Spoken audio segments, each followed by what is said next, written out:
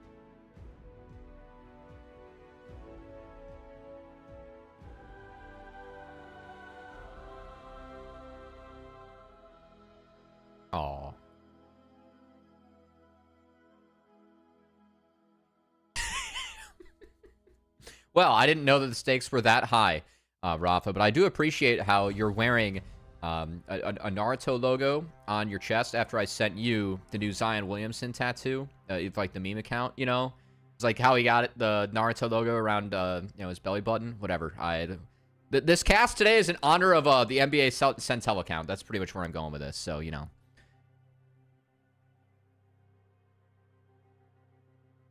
The red, yeah. Oh.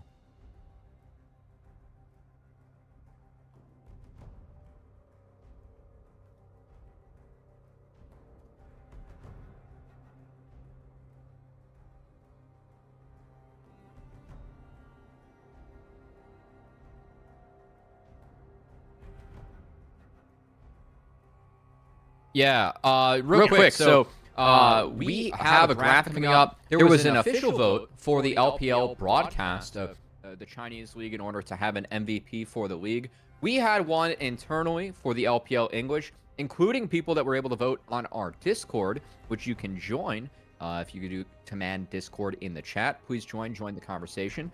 But unveiling our MVP that we voted for on the LPL English broadcast. It was, of course, going to be officially, and guess what? It's going to be for us as well. He had a fantastic split. Not exactly the finish they wanted in terms of playoffs, but very deserving of an MVP, and really has turned that team around in this early season.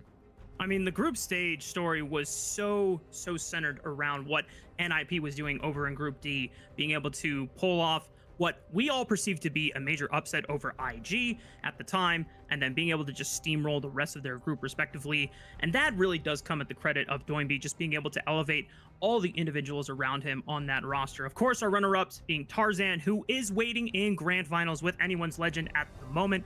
And of course, 1xN, just probably one of the biggest surprises, the most impressive, not necessarily breakout performance, because this isn't 1xN's first split, but still, this is the first time that we as a broadcast have been able to see 1xN really impress the entire talent team and really make a name for himself on the international stage.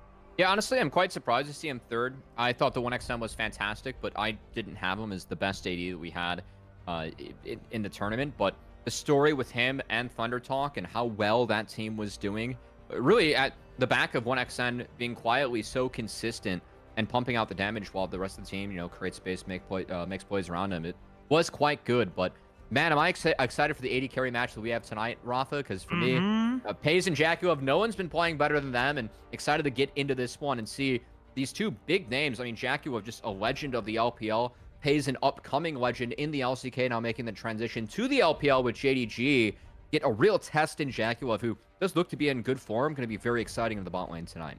Of course, we really want to get to that storyline as soon as possible. But first, we got to do some house maintenance here, Cubby, on the LPL unofficial English broadcast. We got to let everyone know how the bracket has played out so far in our playoffs for the first split of the LPL season in here in 2025. This is the lower bracket finals, so JDG playing against Top Esports after dropping against Anyone's Legend in that upper bracket final just a couple days ago. And Top Esports are going on quite a run, Matt. I mean, they finished second seed in their respective Group C, or Group A, I should say, which only second to Anyone's Legend, which is right now probably a team that not a lot of people expected to be the favorite for the tournament, but definitely a dark horse at the beginning of the split. But over time, obviously, they have now proven why they are waiting in that grand final spot. But for Top Esports, there's a lot of shakiness around this roster, especially Kanavi and Chris coming into this roster for the first time and trying to sync up with all the remaining core members of Top Esports from last year's run. But now within the lower bracket, it seems like they're just getting better and better and playing better as a team. Yeah, I feel like Kanavi's form throughout this lower bracket run has really leveled up. And frankly, when I look at the bracket, a lot of the results that we have, I actually have really felt like it can be explained by looking at the support play and who played better as a support in that series, except for JDG. Where missing has been pretty terrible for the entirety of the playoffs, and they still find themselves here. So for me, I'm curious if the support impact decides this best of 5 matchup, because when I look at JDG as a team and their run, it feels like they've been close. I mean, they nearly beat anyone's Legends to make it to the finals, at least through the upper bracket. But it feels like their results are almost in spite of the drafts and setups they've had, and in spite of Missing's performance as a whole, too. So my eyes really go towards Crisp. I know I was talking about Kanavi's level up in playoffs. I feel like Crisp has been really solid at support, making some really good plays so far in this split. And he has a big opportunity against Missing, who has been struggling tonight. And that could be the matchup that really decides the series. Yeah. Well, we got to look at the rest of the supporting players on each of the teams here, playing for the chance to go up against anyone's Legend in the grand final and a chance to hoist that Silver Dragons Cup. On the blue side, I believe we do have top esports.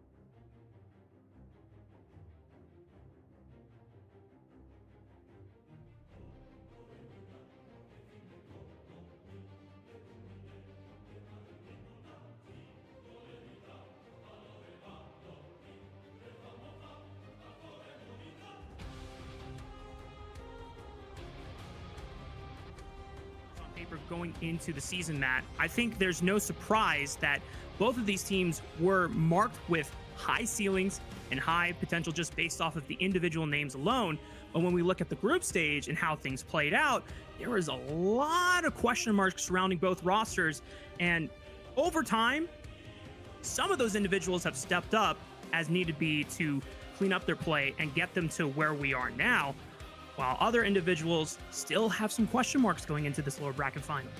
Yeah, again, for me, Missing has been the one that has really struggled, but it's been nice to see Top Esports somewhat answered some of those question marks. I mean, I think just the fact that Cream took down Knight in a best of 5, that is monumental for him on a day where he wasn't even feeling well. According to interviews over in China afterwards, he was actually battling the flu coming into that series, was still coughing a lot. So didn't even have his best shape in terms of personally, but professionally on the Rift, it was enough to overcome BLG and Knight. And now if you were to take down Scout and JDG to make another final, keep in mind, it would be a Demacia Cup rematch if Top Esports were to get through going up against anyone's Legends. So I really feel like Top Esports, they've been putting things together as time has gone on. I feel like Jackie Love has really been, of course, the standout for this roster. I mean, this guy just plays on another level, but to see the pieces around him really level up and get top to this position, as look, I have them as favorites coming into the night as well. It has been nice to see them just continually getting better, especially throughout the lower bracket, where we get to see a lot more tape of Top Esports, and that tape's looked pretty good. Yeah, and when we look at the other side of the Rift in Top Esports here, I think Kanavi being able to get a big chance to level up and remind the world why he has been revered as one of the best junglers, not just in the LPL, but in the entire global ecosystem of League of Legends esports, right? And we have to remind everyone what Kanavi used to play for in terms of the organization and representation. Yep. He was originally a JDG franchise player for at least 5 years, and he has all the accolades that you see on the graphic, all through JDG. MSI champion, multiple LPL champion, world semi-finalist. I mean, this guy owes a lot. And, you know, by equal credit, you know, JDG owes a lot to Kanavi for being part of such a successful run in, you know, multiple years and being able to put themselves as one of the best teams representing LPL, both domestically and on the world stage. Yeah, I mean, it really is wild to see Kanavi going up against JDG as someone that really was the staple of that team for so many years. And even thinking about 369, who, of course, joined him about halfway through that JDG experience, at least in the latter half of 21 going into 22. He was a really big instrumental piece in making sure that the spring and summer titles in 23 and opening up that golden road was a thing too. So to have him now back in Top Esports, as they had a rivalry going with Kanavi, of course, back then it was Karsa and Knight that 369 was playing with, going up against teams like JDG. They overcame them in the 2020 summer playoffs with that roster and beat Kanavi. So a lot of history between both of these organizations, and Kanavi and especially 369 play a really big part in that history as just being fantastic players throughout that duration of time and still very strong players today. Yeah, as you see in 2023, probably JDG's most successful year, and it was the closest that the LPL has had a representative being able to achieve the fabled golden road a achievement that no team still to this day has been able to achieve. The closest, I probably would argue G2 Esports, since they were able to win both of their domestic splits, MSI of 2019, and then made it all the way to the finals before dropping to FPX. Speaking of G2, shout out to them for beating RNG in quarters. That would have been the second longest Golden Road run back in 2018 when they took down RNG. True. Very true. RNG were super close on that run LPL, as well. Yeah. So, but the JDG 2023, Kanavi and 369 now reunited, after, 2 years of separation once they, JDG left JDG, or 369 leaving JDG, and Kanavi still being on that roster up until this past offseason. Now reunited with his top laner. And you can see that, obviously in the group stage, there were still some kinks to work out, but some of the successful early game plays has come through Kanavi being able to link up with his top laner once again. And it just goes to show that over time, even though there's a lot of promise around the rosters and there's some synergy things that need to be built up over the course of a few best of fives, they're finally getting it together at the right time. And with Top Esports' overall momentum going through this lower bracket, whereas JDG now have to fight their way back to get into that grand final spot for a rematch against Anyone's Legend, this is probably going to set the stakes for such a high octane best of five, man. Yeah, and, I mean, frankly, again, I think the top, just the opponents they've even faced. Yes, JDG did take Anyone's Legend to 5, but the manner in which it went to 5, it really felt like Anyone's Legend were the one that were in control of that series.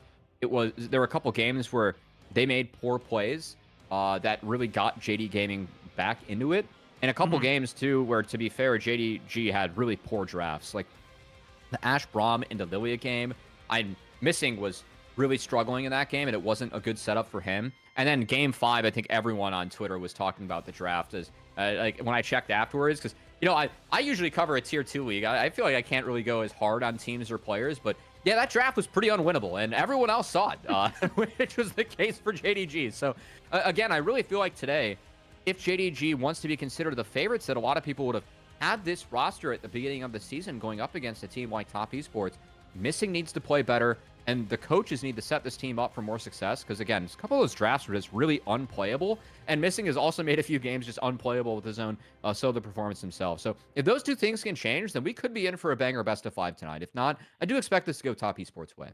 Yeah, and just to hit on your point even more, it does seem a little of a disservice to JDG's individual star power when they have such a flexible champion pool, and it doesn't really seem like it was being utilized to its full potential. But of course, when we look at individual star power, I think one role really stands out going into this best of 5, and that is the AD carry bot lane between JackeyLove and FaZe. And the cool thing, Matt, is that their stories are very similar and somewhat parallel each other. The only major difference, is the fact that it happened 5 years apart. When you look at the original team that they started on, IG for JackeyLove respectively, and Gen G for FaZe respectively, both were scattered at the age of 15, brought up in the developmental system and the trainee teams that they had built for them before eventually debuting 2 to 3 years later for their tier 1 squad, and then eventually going on to win a domestic title, an international title, world championship obviously for JackeyLove, and MSI for FaZe respectively, and being able to mark such a fruitful career just off of the first 2 years, and pretty much making a huge statement to the world that these guys at their age are just already some of the best AD carries in the world. The one thing I want to point out here though, Matt, is that FaZe is now, in his 3rd pro year. JackeyLove is approaching his 6th. And the cool thing here, or not 6, 8, can't do math. Don't do math live, folks. Anyway, the point is that JackeyLove has now experienced, the highs and some of the lows of coming down from all the hype around that first 2-3 year debut of being one of the best AD carries in the world, and just is seemingly enjoying peaks and peaks and peaks. FaZe right now is on a run for being in every single final he has played a split in. He has participated in all 4 of the finals in the LCK that he was a part of. And if he were to win this, he maintains that streak. He goes 5 for 5 in finals, and he continues building his legacy as one of the best AD carries in the world. Yeah, it's pretty sick. Pace has been off to just such a stellar start in his career. I feel like the reason why the microscope was on him with Gen G, just the fact that he's the youngest player playing with Chovy, and he stepped in for Ruler, right? And now he steps in for Ruler again here on JDG, going up against Jaculov, who I know, as you highlighted, had the flowers very early on in his career. I mean, when I was watching as a fan back then, this guy was so mechanically good and so willing to step forward and be in your face that it made for some ginormous plays, and then also just the Jaculov moments that people laugh off because of the moments that he had that were so good when he was able to step up. Even thinking of that Xayah highlight that really marked his 2018 Worlds run with IG. But in the last few years, even though he hasn't been getting the same accolades in terms of hoisting LPL trophies or being able to even represent the LPL internationally, which Top Esports has struggled to do, I feel like Jaculov has leveled up and has really rounded himself out to be the strongest AD that we have in LPL. We're getting less Jaculov moments and more moments where it's just like, oh my God, the only player in the world that can do this truly is Jaculov. I think that this guy really plays at another level, and it's going to be a treat to watch these two ADs go head-to-head tonight. And I think that both are playing in pretty good form. That's right. And it looks like we already have draft on screen. We have blazed through our pre-show, and we still have plenty of other things to talk about, Matt, as we get into the nitty-gritty and get onto the Rift for Game 1. I didn't even get the flame missing yet, man. I feel like I've kind of missed out on that.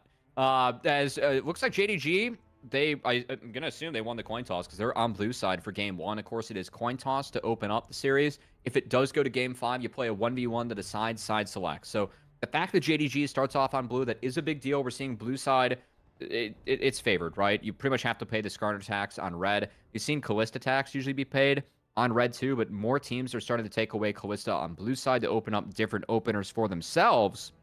And at the moment, with Jace taken off the board, the Rumble, Cassante, and Bessa trio starts to look rather tasty, and JDG going to get all of that Rumble right off the bat. And JDG trying to remind Top Esports how disastrous their first game was against BLG by going for that Rumble first pick that, in the hands of Bin, pretty much took over the entire game. Now, thankfully for Top Esports, the series eventually was a triumph for them, but there's one way to grab a powerful pick in this Rumble and the equalizer that can cause so much disruption in the backline. Top Esports, though, answer with a powerful top laner pick of their own, Mbessa, that can be flexed, and of course the Vi, something that will always be useful no matter what game state it is. Yeah, I'm checking. We haven't seen Cream play the Mbessa yet, as this is something where Cream is pretty much known for melee champs, right? It's something that potential to flex. We've seen some mid laners play it. I just set this up because Kennen has been a really big pick for both Alba and 369, and they've each been playing this matchup in a Rumble. So a chance to maybe even get a deny here if you are Top Esports by taking Kennen in a pretty favorable matchup. But as this draft rolls on, top side locked in, going to be Xin Zhao for Shun, and Scout on his Azir. This draft looks pretty strong for JDG early on. I think that really the big thing they're looking for now is some utility from their bot lane to help set up and open up space for the Rumble and Azir, which has enough damage between the two of them just to carry a team. We've already concluded the first round of picks and bans here. We're going into the second round. A nice round out with Azir team fight power, and of course Ahri for Cream being able to follow up and dive with Kanavi on the Vi. I like the Poppy ban, just being able to get rid of something that would stuff any of the dive attempts and the blitz attempts that you want to go for as Top Esports. But this is very similar to what we've been seeing in the last couple of best of fives here, Matt. All the top 3 champions across top jungle and mid already locked in, and it comes down to how much of the AD carry and support pool you actually want to pinch here. Yeah, of course. I think the Poppy ban, very warranted. Curious to see a Xayah ban actually targeted at Pays. I will say this is a game where Top Esports are showing a lot of dive in the first phase of drafts, so taking away 2 champs that can really dissuade the dive is big. I just am curious what happens with... Varus and Ashe are still on the board. We've seen Varus be incredibly high priority throughout the playoffs. I think that both champions would fit the comps well. Varus, some poke damage over the top could really open things up for the Vi and Ahri. And if you give JDG Varus with Pays, man, I don't see a single wave where they aren't going to have priority across the map. So I think that you have the option to maybe go for Ashe for Jaculov. But, oh, wow, it's going to be the Ezreal. I mean, You're really opening up a free Varus pick, which I think JDG is going to slam. I really like this draft for JDG. I think they're set up very well in this game. JDG would have to blind support here, though, and that does give counter pick option for Chris, which, since you've already mentioned how much of a difference the support gap can make in this series, and for a chance to go into grand finals, I think it's imperative that JDG, even if they have to blind support, it's something that will always be useful for the team. And there's quite an amount of options open if you just want to go for raw engage, if you want to go for something reliable, Leona for Rel. Rel could also work as well. Yeah, I think it should be Rel for missing. He's yet to play it in the playoffs. But I like Rel just because you give Rumble a lot of setup. And also at least like Alistar, I feel like one of the more common answers, like that pick would be really bad this game for me. Instead, though, actually goes for Renata. See, for me, this opens up the Enchantress bot lane with the Karma. Wow. Also, why I was thinking Rel, because you dissuade the shields coming in from Lulu Karma.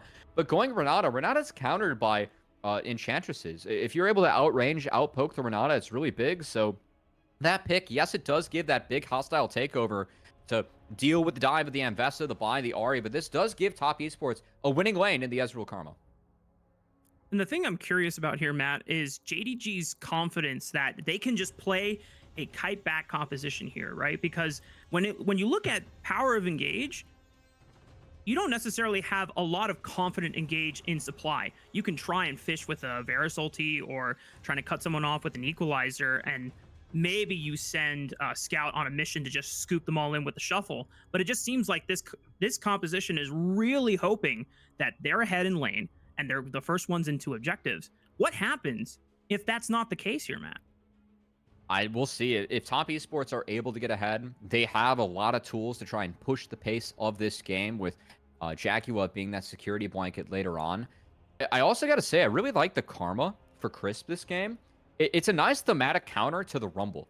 Just gives you a way to try and deal with that equalizer. And the lockdown for JDG, it's not non-existent, but it does rely a lot on Chain of Corruptions or Azir having these Emperor's Divides that can maybe be a assist for Rumble, but I don't think he exactly wants to be diving in this game.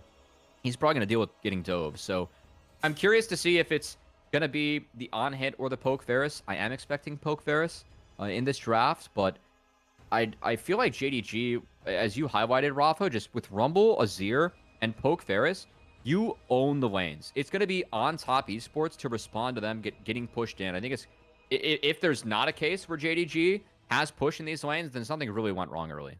Yeah.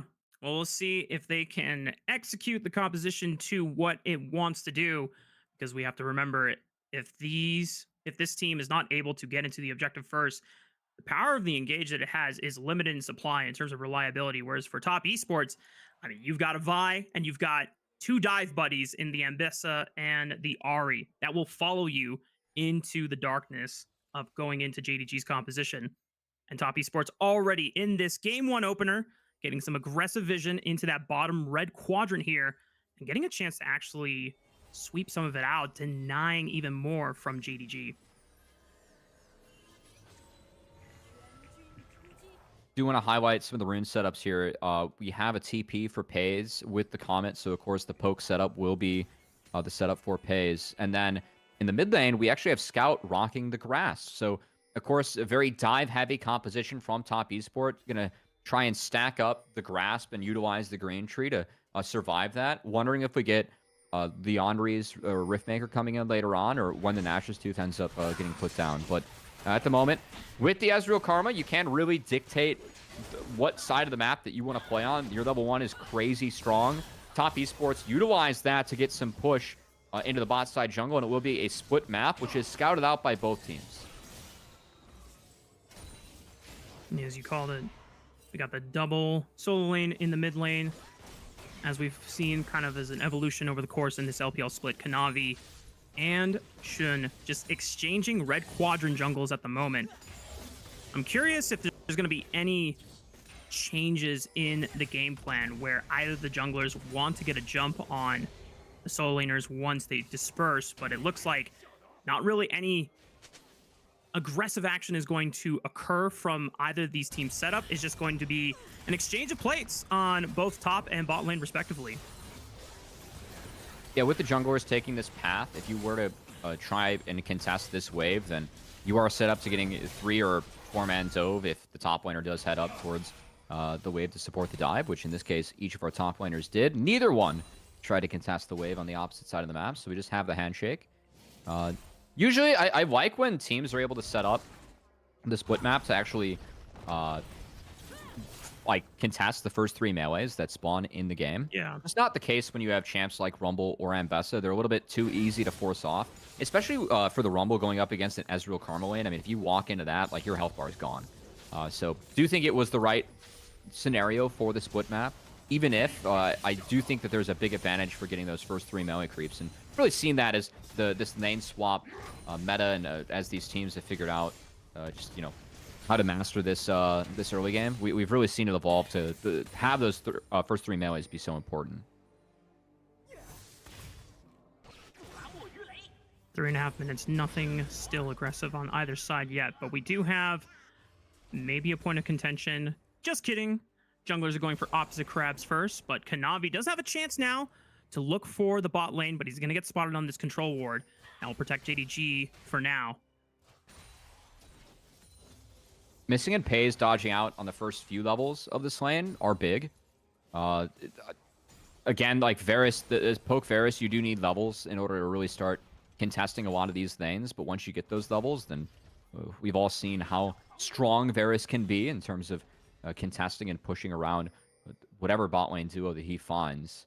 So I do like how Kanavi is continuing to at least try and path into bot. And that should be the case with the secondary spawn here too. So going to clear out the topside camps. And I would not be surprised if it is a dragon for first grubs trade for top esports. I think they're looking to sack first grubs and take the dragon, lean on the strength of their bot lane, and then try and contest the second grubs when they have a little bit more strength and can avoid something like a big Rumble level 6 or Xin, who is really, really strong early, especially when ults are missing. Sure. And that would be at around the 9-10 minute mark. I don't think top esports will be any close to completing a first item, especially since Jackie Love on the Ezreal is going to be delaying that Trinity Force spike with the early purchase of the tier. Get a quick zoom in as Jackie Love is going to feel the pain of this poke Varus, as come to expect. The first dragon spawns here. Top esports not necessarily in position, though, to immediately blitz the dragon. Could get Dove here as Shun is wrapping around. Yeah, Kanavi not here to contest yet. He's going to work his way around the river, so he's late. TP comes in to protect. That's enough. Misting is the first one that tanks it up. He's forced to use the bailout on himself, and nice by Kanavi to clip Hayes. This is disaster, as you called it, Matt. Shun forced to flash over the wall, and top esports get 2 kills to start off the game. Kanavi goes straight to the dragon, and the setup for JDG, again, we were really critical of missing in the early stage of just talking about this matchup, and missing. After that TP comes in, he's the one that ends up with aggro, and a dive that probably just should have been called off immediately. I mean, JDG, maybe they can take solace in the fact that Crisp has no summoner spells and TP has been burned, but take a look at that replay again to see how that went down.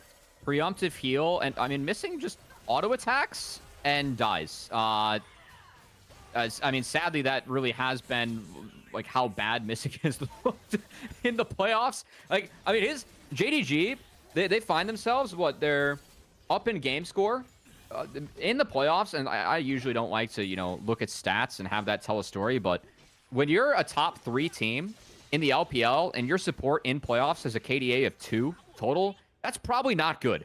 And that really just has been the story of missing. It feels like he has just not had a grasp of how much damage goes down on him, when to go in. I don't think that he's been set up well for picks at times. I mean, even this game, Renata, you're opening yourself up to something like the Karma. This is something at top esport they play as well. If you go Rel, you dissuade the shields.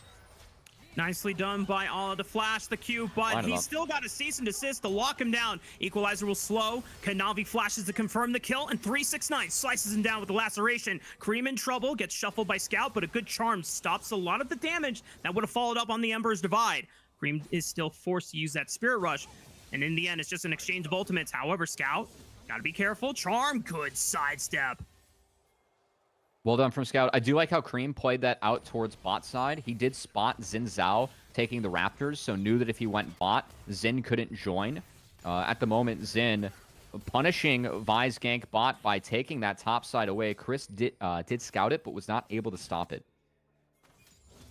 Kanavi is answering on the top side, knowing that Jackie Love was under pressure, missing, not getting a chance to interrupt that recall. So Jackie Love is totally fine and safe. Recalled back in the base to full HP. JDG still trying to pressure to see if they can get at least one more play for their hands before Top Esports get their bot laner back. And they did get the first 3 grubs, so I like how they're at least grouped up to try and return to their game plan, which is dominating these waves and pressuring turrets. And the start for this game, kind of circling back to the high level that we had early on, Rafa, it really was on JDG to win the early game, keep these waves shoved in, and keep the pressure up on Top Esports, but they have not made a single play. I mean, the one play they made should have never been made in the bot side, right? They have not made a winning play so They have not made a winning play yet. And Yep. this sets up for the dive at Top Esports being much stronger when these teams do clash.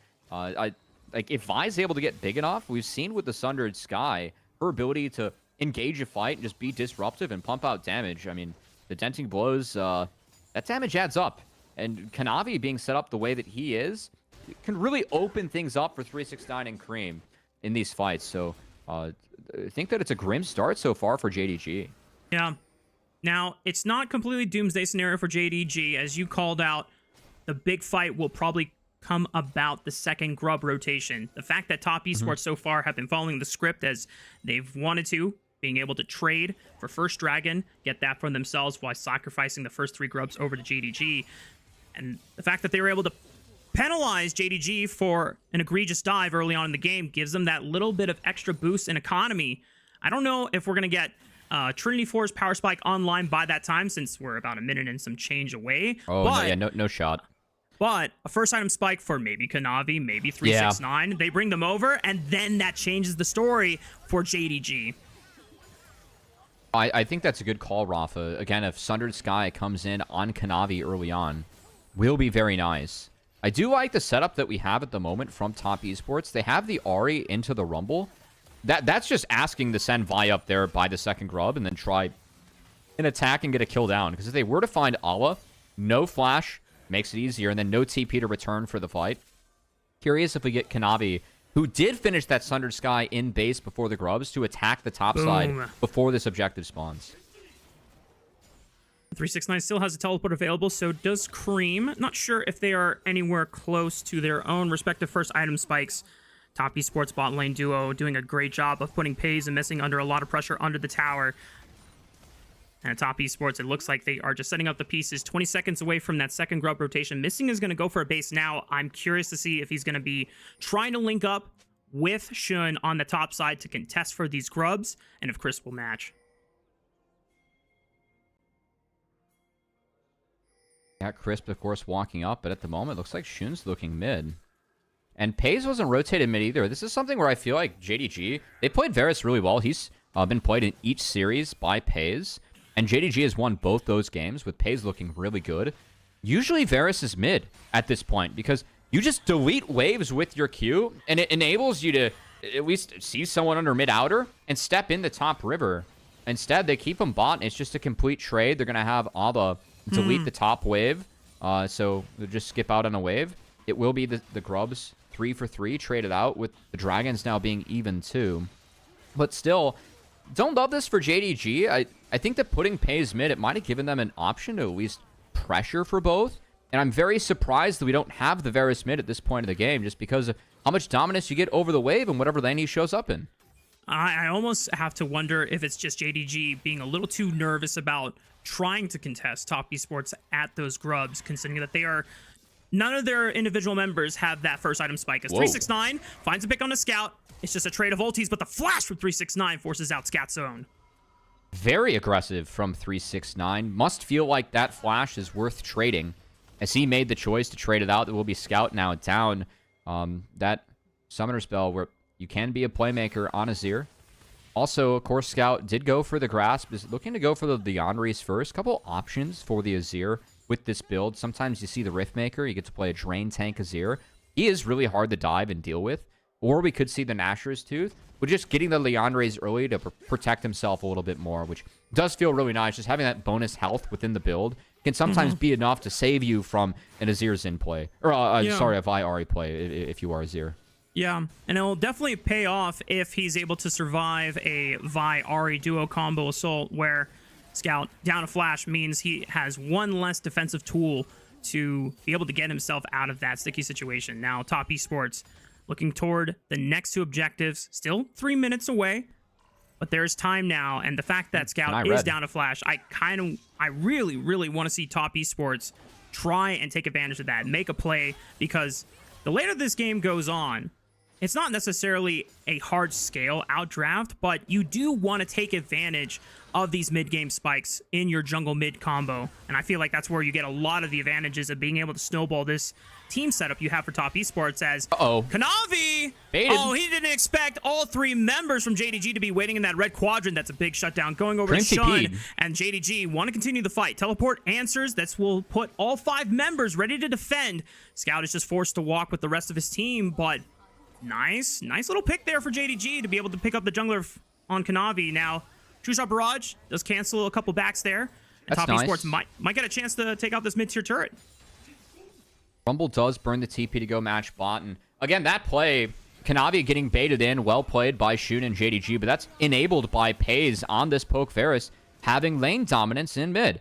He had the wave in, was able to move, and they supported their jungler on a play. So I do like that JDG, again, I think they've played this pick rather well, understand the Varus, the strengths of it, done a good job of making sure that he's able to hit his spikes. That's a good play from JDG, just saying, hey, we have Varus, we get push, take one side of the map, and you can see, Kareem, that TP is pretty early, but just wasn't in range to actually impact this play. Might have been better if he just walked, because they would have had the corral. Instead, by that TP going to where it was in that topside embankment brush, bought time for JDG to group up as 5 and walk out safely.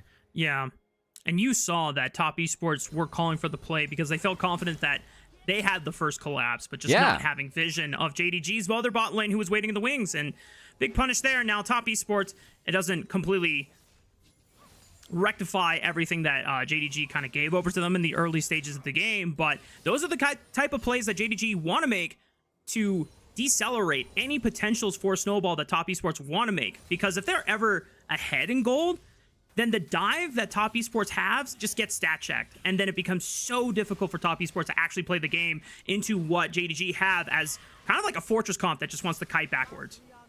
Yeah, I do think it's really big that Scout has not been slowed down. It does look like he's going for the Riftmaker second.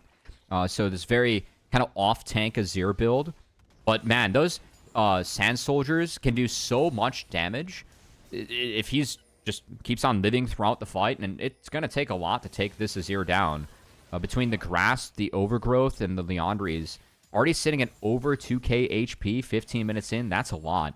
And it feels like Top Esports, they might have to play for a longer fight to allow for JackeyLove to be that big carry later on. Because this is a comp where Ezreal can just break it.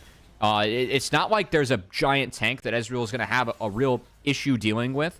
As long as he's hitting Mystic shots, whoever he hits, it's going to feel pretty good, right? No one's going to be able to really tank this up. So a chance for JackeyLove to have a big pop-off on his Ezreal. As long as the rest of his team is able to create the disruption and chaos for an Ezreal to thrive in, JackeyLove can live in that world. And Top Esports being able to pick up feats of strength thanks to the destruction of the first turret on the top side of the map. We've got Third Dragon just barely spawning alongside Rift Herald on the opposite side of the map. Shun just going to try to blitz this one before Top Esports can respond oppositely. Yeah, I gotta say, Feats feels really nice for the Lucidity Boot users. I feel like that passive, just getting that bonus move speed, could be really, really nice. Both Crisp and JackeyLove especially going to feel good just getting those boot upgrades. That said, going to be a trade here as Rift Herald taken. Each of our teams still opting to scale. And frankly, I know that scaling is starting to become the big question for me. It's, you know, can we actually break Azir as this game moves forward? Because I think that with how accelerated Scout is, he's going to be the one that's really tough to break, because eventually that Vi Ahri damage is going to fall off, and it's going to have to be the whole house being sent at Scout to take him out of the fight early on, if he even is the target. And if he's not the target, then you have to fight through Sand Soldiers for the entirety of the fight, which doesn't sound great. So, yeah, I think that's where Top's going to be looking. Yeah, it begs the question, you know, why Top Esports were not able to take advantage of Scout when he didn't have Flash for the past 5 minutes. Because now it's back up, and now the opportunity to try and assassinate him seems even more difficult. They might look for a mid lane play. A teleport is coming in, but it's just to force off JDG's core trio, but they get the tower anyway, so I feel like the job is already finished for them, and Top Esports get nothing out of that play.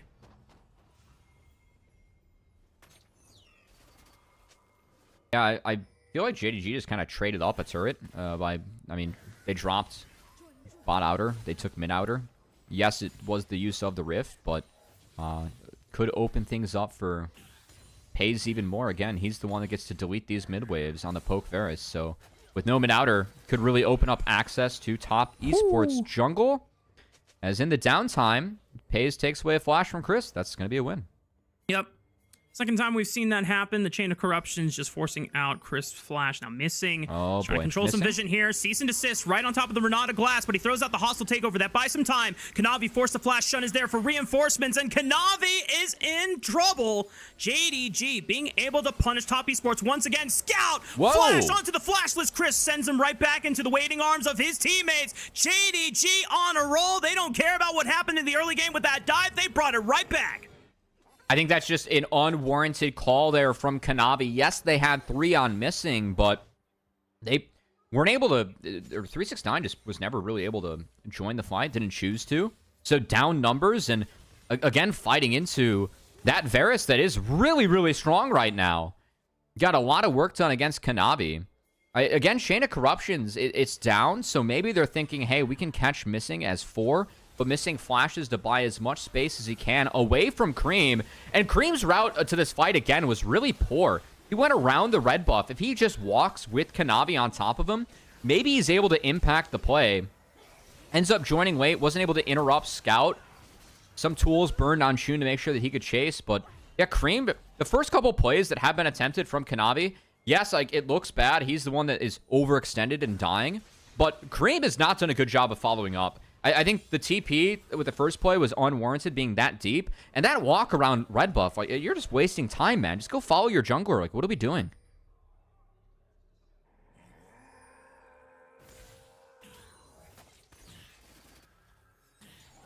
We lose Mark? We might have lost Mark. I can't hear Mark right now. All right, we're going to keep on going. All right, folks. Looks like we got the solo cast. Rafa, unfortunately, has lost internet. We're going to get Rafa back as soon as possible. That being said, diving into this game, we do have Dragon spawning in a $130. Of course, Otacon spawning on the bot side. Don't even have to guess who's going to spawn the Roses or the GA buff. We got 6 kills in this game. You know the GAs are coming in here pretty soon. And at the moment, Top Esports, got to say that they have TPs on the top side available. Chance that we could have 369 join a contest, but pulling Otacon even numbers this early, we've seen a lot of teams refuse to do so with how much damage Otacon can do early on in this game. Looks like JDG, even with the control that Azir and Varus are bringing to the respective lanes that they're in, are also going to wait to at least make something happen before they approach this big objective. So, nothing to worry about here for Otacon. A little bit of downtime, but I want to focus still on the bot side of the map with that Chemtech Soul and a potential Soul Point spawning for Cream and the rest of Top Esports here in a brief second. So, as we dive in, we're going to have to see if FaZe can be pressured. And I feel like that's actually a pretty big point of discussion. I know we've talked a lot about Scout and how big he's going to be in some of these fights with the Riftmaker build coming in on this Azir. But FaZe has quietly just been doing a lot of damage and a lot of poke damage before this upcoming setup. I'm interested to see if JDG really does play hard for these couple waves and tries to poke out Top Esports going into this objective. As it looks like that's the case. Regrouping mid, going to group up as 4. 369 going to take a little bit of a late base to pick up what I assume is an item. Expect the TP to come back in for them to contest, but again, FaZe deletes these waves, and it's really tough to walk through this poke Varus. So, do like how JDG is playing this one out. They're going to drop bot, take mid wave, and make sure that they're able to play in that corridor that is really well suited for poke. All that's going on for JDG. Kanavi has snuck his way into this bot brush. Scout has to pick up the wave, but if they see him on this wave, of course, TP available for Scout, but a chance for Top Esports to really cut JDG off towards mid. Still have to respect Paze's damage coming on out. Jaculov, of course, does have that 2-item spike on the Ezreal. Evolved Miramana. He's going to try and answer the poke of the Varus. But JDG, you can see, toggle from our observers, looking pretty dark and dim for them in that bot side river. So making it a little bit harder for Paze to step up and for them to fish around this big objective. As folks, I might be living every Colorcaster's dream here, which is you get to solo cast one team I might be back. Oh, hold on. All right, never mind. I see the Rafa's back. Cream warding off Scout. Good charm stops him in his place, and that's Top Esports securing the 3rd dragon for themselves. JDG. I just got back. I'm not sure what happened in the past couple of minutes, but it seems like JDG were not able to stop Top Esports from what they wanted to do. Yeah, you got back just in time to ruin every Colorcaster's dream. That said, Shun. Oh, do you want to go back? I can disconnect right now. Oh no, I'd rather not, Rafa. I just want, you know, every once in a while it's like one team fight. It's like Carmelo Anthony coming off, you know, the bench and the audience, and taking the shot. That's what I felt like right there. Yeah. Well, did you make it? Yeah. Did you get a chance to play-by-play? No, I didn't take the shot. Oh. Yeah. Incredible. Exactly what happens. We got a lot of NBA references. Well, Chad, you lost out on a golden opportunity to hear the infamous Cubby play-by-play. Oh, it's infamous for a reason, so I don't think Chat missed out at all. But still, this game's quiet. Chris does have Flash. Shun, he's going to take some chip damage here from Jaculov. A good route there and good poke by Jaculov to force Shun back away. Nice, man. Well played, Shun. Good call. Listen, I mean, he didn't die. He didn't burn a flash. He didn't even burn his ultimate. He was just... Hey, just has to reset and lose tempo. All camps are down, so it's not that big of a deal. But yeah. Jumping into a Karma, as is in, can feel quite bad. And that's why. So nice of Top Esport, again, to dissuade this. I think Karma, nice thematic counter that the Renata pick really set up. Again, I really feel like Rel, you have the shield break. It really dissuades going stuff like Karma, like Lulu.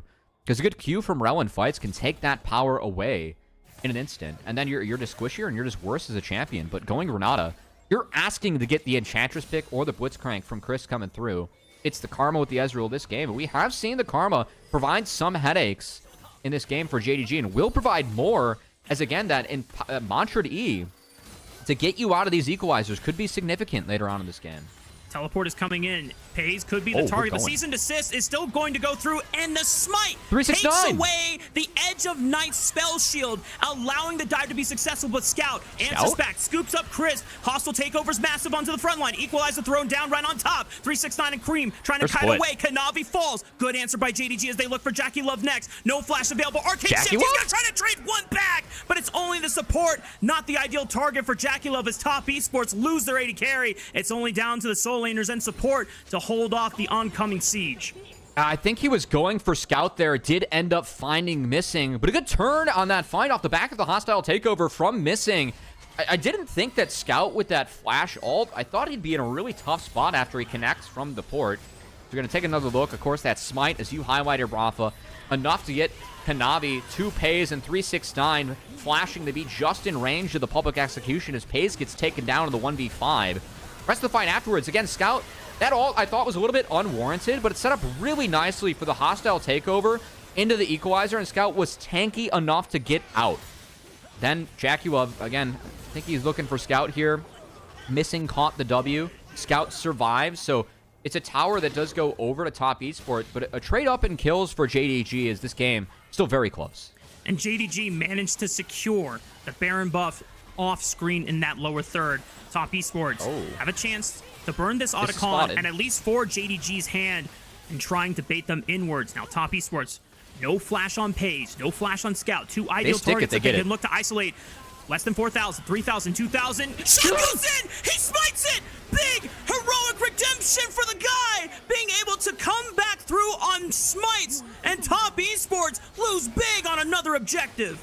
Oh, I thought Top Esports, I thought they could burn it. They were damn close, but the flash smite from Shun was enough to secure a big buff, take it away from Top Esport. And they used all their tempo to make that play, so the lanes now belong to JDG, who, of course, did get Baron off the back half of the initial play. So a massive power play coming in for JDG as they're going to take control of this game. And if you are Shun, you are feeling so good right now, knowing that the journey through the upper bracket, there are so many hilariously missed smites and even tragic missed smites at the hands of Shun in other series that cost them important games. But in game 1 of this lower bracket best of 5, where a win will allow you to rematch anyone's legend in the grand final, this is a great way to start off the series. I mean, again, this is so close. I really thought Top Esport could have burned this one down, but a perfect smite from Shun. A little bit of damage coming in to try and burn the Otacon in favor of Top Esport. He was able to smite it. It looks like 1297. That damage came in. It was enough to make sure it went his way. Really well played by Shun. And now Kanavi's stuck. Caught out by Scout. There's the Emperor's Divides. Kanavi uses the ulti to reposition himself on the left side, but Crisp is already gone, so no Mantra Shields to bail out Kanavi. And 369 already knows that his jungler is gone. And so Top Esports now down to 3 members on the map. It's going to be Soul Denied, too, as JDG will take that one for themselves. Have opened up a very big lead. Again, the setup now for JDG, we're kind of revisiting how can Top Esports break this. With how big Scout is, it's so tough to dive him. And I really like how JDG actually built this game. It feels like even in a game where they don't really have a true tank, I mean, Zin's your tankiest member, everyone built some form of defense or health to just make it harder for Top Esports to get that first kill, get Arya reset, and go from there. And we have seen that be a big deal in these fights for JDG. It feels like there's just not enough gas in the tank from Top Esports to actually get these kills. So for me, more onus on Jaculov to connect with some poke early on before a fight, which is tough against Pays, who is the one that is the one poking down Top Esports. There is Cream's going to be sent back to another lane. He can't contest. He's at half health. And I have to say, Matt, there is a lot of individuals we're looking at going into the start of this series. But Shun was not necessarily one of them, because Shun was someone that we felt and we saw in multiple games struggle to perform at his peak. Someone that had, as we called out before, had missed so many smites. But this game has been very clean, even though the first dive was not quite to what they wanted to execute ideally. Shun didn't go down with the ship. It was just a death on a missing. He played it patient, and he calculated and was there for every single time Kanavi wanted to make a play and force that snowball even harder. And now Shun is the one that has the upper hand on Kanavi.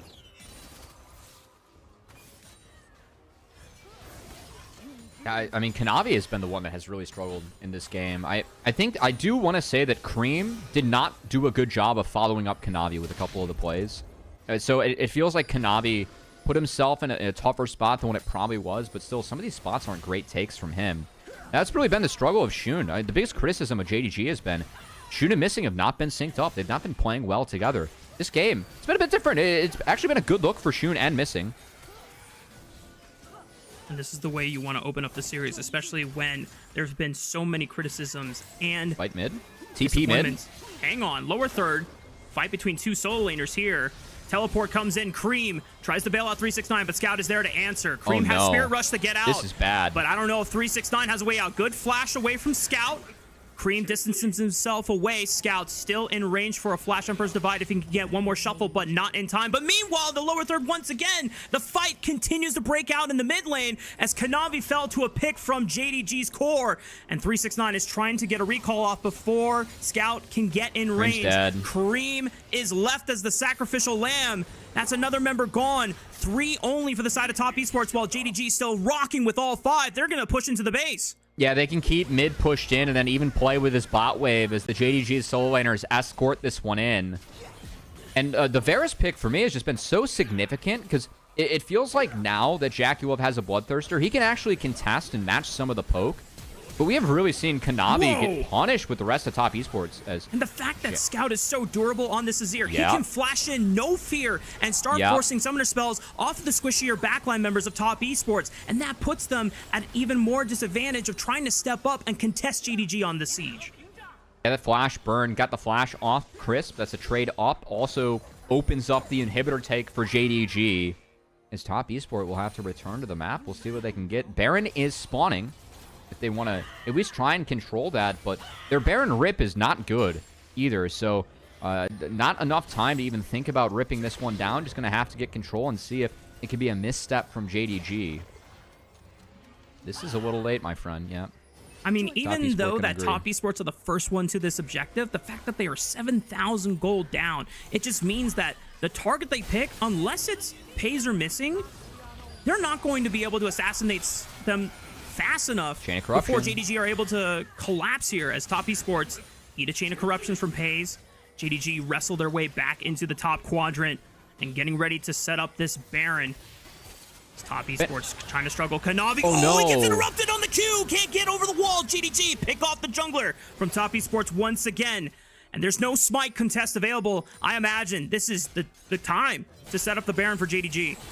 Really rough game from Kanavi here. I'm done saying that Kareem wasn't close enough to contest that one because Kanavi was trying to get a red buff. The third one stolen away from him by JDG, who have done a really good job contesting that objective. And will lead to a free Baron as Kanavi, I mean, really goes down with just a whimper. And this game, it feels like Top Esports have went away with a whimper, just have not been able to contest JDG. You know how in the draft phase I mentioned that Vi will always be useful at all stages of the game? Unfortunately, that's not true when the rest of your team is so far behind that even if you get caught like this and you could manage to pull off an ulti, you just don't have the stats to be able to capitalize on any of those picks, especially since JDG is just slapping them with a thicker wallet. Yeah, that wallet is going to need to get a lot bigger here for Top Esports. It will be a Shojin 4th for JackeyLove. If he gets that, maybe he can break the game if a fight gets crazy, but this front line is just not big enough from Top Esports. Again, I love the builds that JDG had this game. I think that playing Azir in this style for this game was a great adaptation from Scout. Going for this build, we have seen how difficult it is for Top Esports to really step in and make a play. And it also means that, I mean, Crisp's damage doesn't matter as Kanavi. Oh, man, Kanavi really is the punching bag for JDG, and Scout is coming in to lay the continuous pain. Crisp has gone down to the wayside once again. Cream falls next. And 369 is trying to pull off a flank, but I don't know what Mbessa can do in a 1v5. Tries to get a decent amount of damage, but eventually falls. And JDG, after a questionable dive in the early game, there's no questions left afterwards. It's just a steamroll and game one taken in this series. And that Ahri pick on 3 into this style of Azir build, I think that you're really setting yourself up for we need to play and be strong early. Which is why I was so surprised that the Varus pick was that through, because Varus' ability to dominate the lane that he's in, slow down the tempo of the game, and then buy time for that Azir who, and Scout just ended up being Thanos strong later on, could not die, was not able to be dealt with whatsoever. Just really surprised that Top Esports gave that over. And then I think performance-wise, obviously Kanavi, really tough game one from him. So need to see a bounce back if Top Esports want to have the series go their way. Yeah, I mean, you know, I hate to say it, especially for any Kanavi fans in the chat, but this was like, you know, group stage Top Esports Kanavi that we saw in this opener. Definitely not any of the pop-off or standout performances that Kanavi's been able to demonstrate throughout this lower bracket run that they have surmounted up until this point. Now, you know, game one, maybe there's some nerves, maybe there's just, you know, things didn't go out the way they planned, and, you know, a couple early game botches in that mid-game stage from Top Esports. It's just too hard for them to recover. It's not completely over for Top Esports, but for JDG, I just have to give immense props to Shun, because that was a player that we had a lot of questions for, and someone who seemed to be struggling even in their wins, not just their losses, even in their wins, and was kind of being dragged by the rest of his team across the finish line whenever they were able to pick up series. Today, that game one, not the case. Shun, hands down, definitely deserved that win. Yeah, and again, like the win cons for JDG going into the series, what I said, if Missing plays better and isn't detracting from his team, and the coaching staff of JDG isn't detracting from the team with their drafts either, JDG can win this series, and that's exactly what happened in that game. I felt like their draft was really sound. Again, the Varus Azir is just so difficult to contest any waves against that, and Top Esports, they weren't able to actually get kills afterwards because it was too late in the game. JDG got too tanky. And Missing had a decent game. Missing was not an issue that game outside of the first dive. So yeah, that's really good for JDG. And of course, I mean, PES continues to be outstanding. This Varus pick for him, It's 3-0. He's played at poke every time, and he's just made it so difficult for the enemy team to do anything into the pick with how well he's able to just get the waves in mid and open up the map for Shun, where I really feel like that's where Shun's at his best, when he is able to play with the map open, especially given, you know, his background being the Nidalee Kindred player, right? If you have some help playing those champions, you feel a lot better in the game. It feels like that's the case for Shun sometimes, no matter what champ he's on. Well, it's a great way for him to start the momentum and the morale of this series on a high note, being able to not only bounce back after the early game dive and pretty much, how should I say this? Destabilize every single play that Kanavi tried to go for in the mid game when they had the lead, when they had the advantage. And then, of course, the cherry on top, the Otacon steal. I mean, I cannot express how satisfying it was to see this guy be able to at least get a smite steal back after watching so many smite misses in the best of fives leading up to this moment. Because Shun, one of the best Nidalee players in the world, so naturally I got a little bias. Kanavi, also one of the best Nidalee players in the world, so I'm watching pretty much two of my favorite sons play it out on the stage right here in the lower bracket, and it kind of sucks because I want both of them to succeed, obviously, but only one can win, and if you're gonna win, then I want you to play at your best. I feel like you'd be at least proud, though, that the one son is helping the other with some of the games we have here, Rafa, you know. I mean, not necessarily like that. If it opens up for a standout performance, you know, sure, I'll take that, but the ideal scenario is where Kanavi and Shun are both playing at their peak, and then one person is able to overcome the other, right? Even just looking back at this fight, I really like how Scout split everyone from Jaculov. Like, Jaculov on the Ezreal, he never got a target where he was able to step up and actually, like, finish them off. I think that's really big on Ezreal, just finding the places where you can attack. Good managing of the health bars there from JDG. And then, yeah, after that Otacon steal went down, this game did feel pretty over, with Scout just not being able to be dealt with, and PES making sure that any fight that was taken from Top Esport wasn't taken on even footing. And again, what a better draft from Top Esport. I'm just really shocked and surprised that with the Vi Ahri, they allowed for something like Poke Varus to go and didn't take that one for themselves.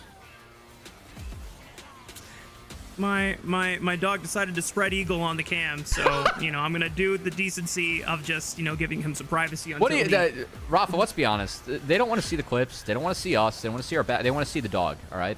I mean, I'm trying to at least just show his face. He's definitely in a better viewing position so that he can see the game now. I know that I was told by production that chat was asking what was Choco's prediction for the series. Well, I can tell you that if Choco is asleep, then he's expecting the game to be, or the series to be, super long. He's just waking up for 5. Yep, he's waking up for game 5. That's what he suspects. If he was awake at this point, he would be expecting a quick 3-0 so that I could, you know, turn off the broadcast, you know, and then we go watch a movie together or something. But the fact that he's asleep, he's like, yeah, I'm not seeing Rafa until 7 in the morning tomorrow. And of course, Pog goes to Shun. Very well deserved. I think the Otacon steal definitely sealed the deal after what could have been a toss-up either between him or Scout, if we're going to be honest. But, man. Yeah, I mean, Scout was solid that game, but he wasn't the big playmaker. It really felt like it was Shun who got the pace of the game going for JDG, and also recovered after a pretty tough dive. I love the bait that he set up for Kanavi in the topside jungle with PES and missing. The Otacon steal was the play of the game, right? That made sure that JDG Gaming just coming off the Baron and then also getting that objective, like that is a max win on the map, right? So good look from Shun, who again has had his fair share of struggles, especially off the 2 tricks of Nidalee and Kindred. Yeah, has not been in sync with missing that well. Those guys played really well that game. They were in sync and in good shape, so that was really nice to see. Come on, man, turn over. You're showing your family jewels on stream. Anyway, I'm not gonna lie, Matt. I was distracted. Anyway, congratulations, JDG, for game 1. We're going to be taking a short break. But before we get to that, we have, of course, to thank... Hang on. The coffees? Yes. We got to Yes, thank the our coffee lovely. subscribers. Hang on, I lost my page. Boom. Okay, check this out, y'all. We're extremely grateful to our coffee and YouTube subscribers who help level up the show. A lot of the initial payments go into upgrading the broadcast, but a huge bulk of it pays on-air talent and content creators. So subscribe to our coffee, linked in the chat to unlock perks like early access to content and the ability to ask interview questions for our unique on-site interviews. Shout out to everyone who has supported us on the broadcast so far. It's been an awesome 2-3 months since we have really started this project and endeavor during the off season. All started with Demacia Cup and it has continued all the way up until now in this lower bracket final. Short break for now. When we come back, it'll be draft for game 2.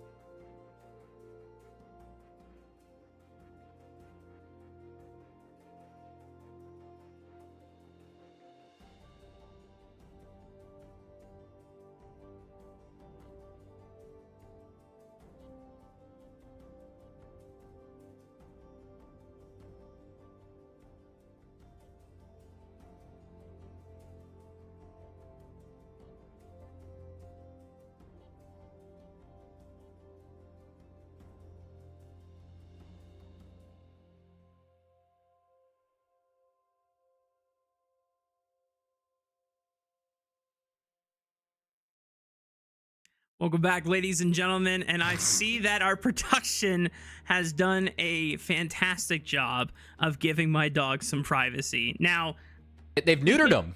They removed all of his dogness. No, we can just... Here. There. Now he's got a blanket. Now he's decent, okay? Oh, man, he looks like Kanavi in game 1. Damn. Got his ass. Anyway.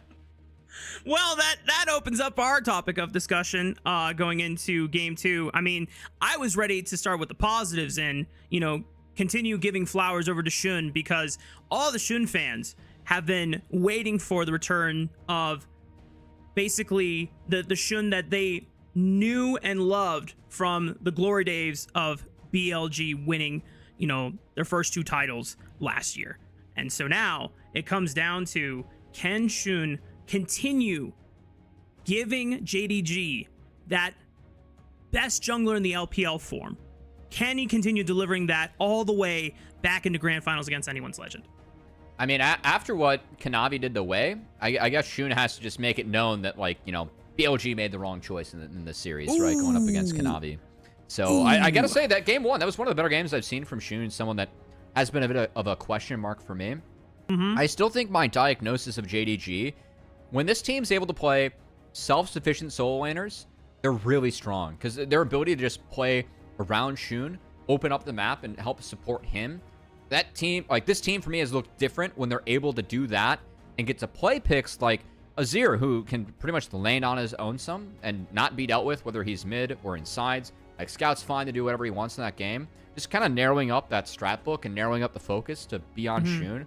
Yeah, that's when JDG has really looked good. So that was a really good look for them. I think that's the best game I've seen from him and Missing, quite frankly, in a while. So good to know, or good to see. Yeah, and the fact that it all started off with a botched dive, it definitely made us... that was on Missing. That was on Missing. But, the fact that it made us lean back into the, looks like JDG are fumbling again. But you know what?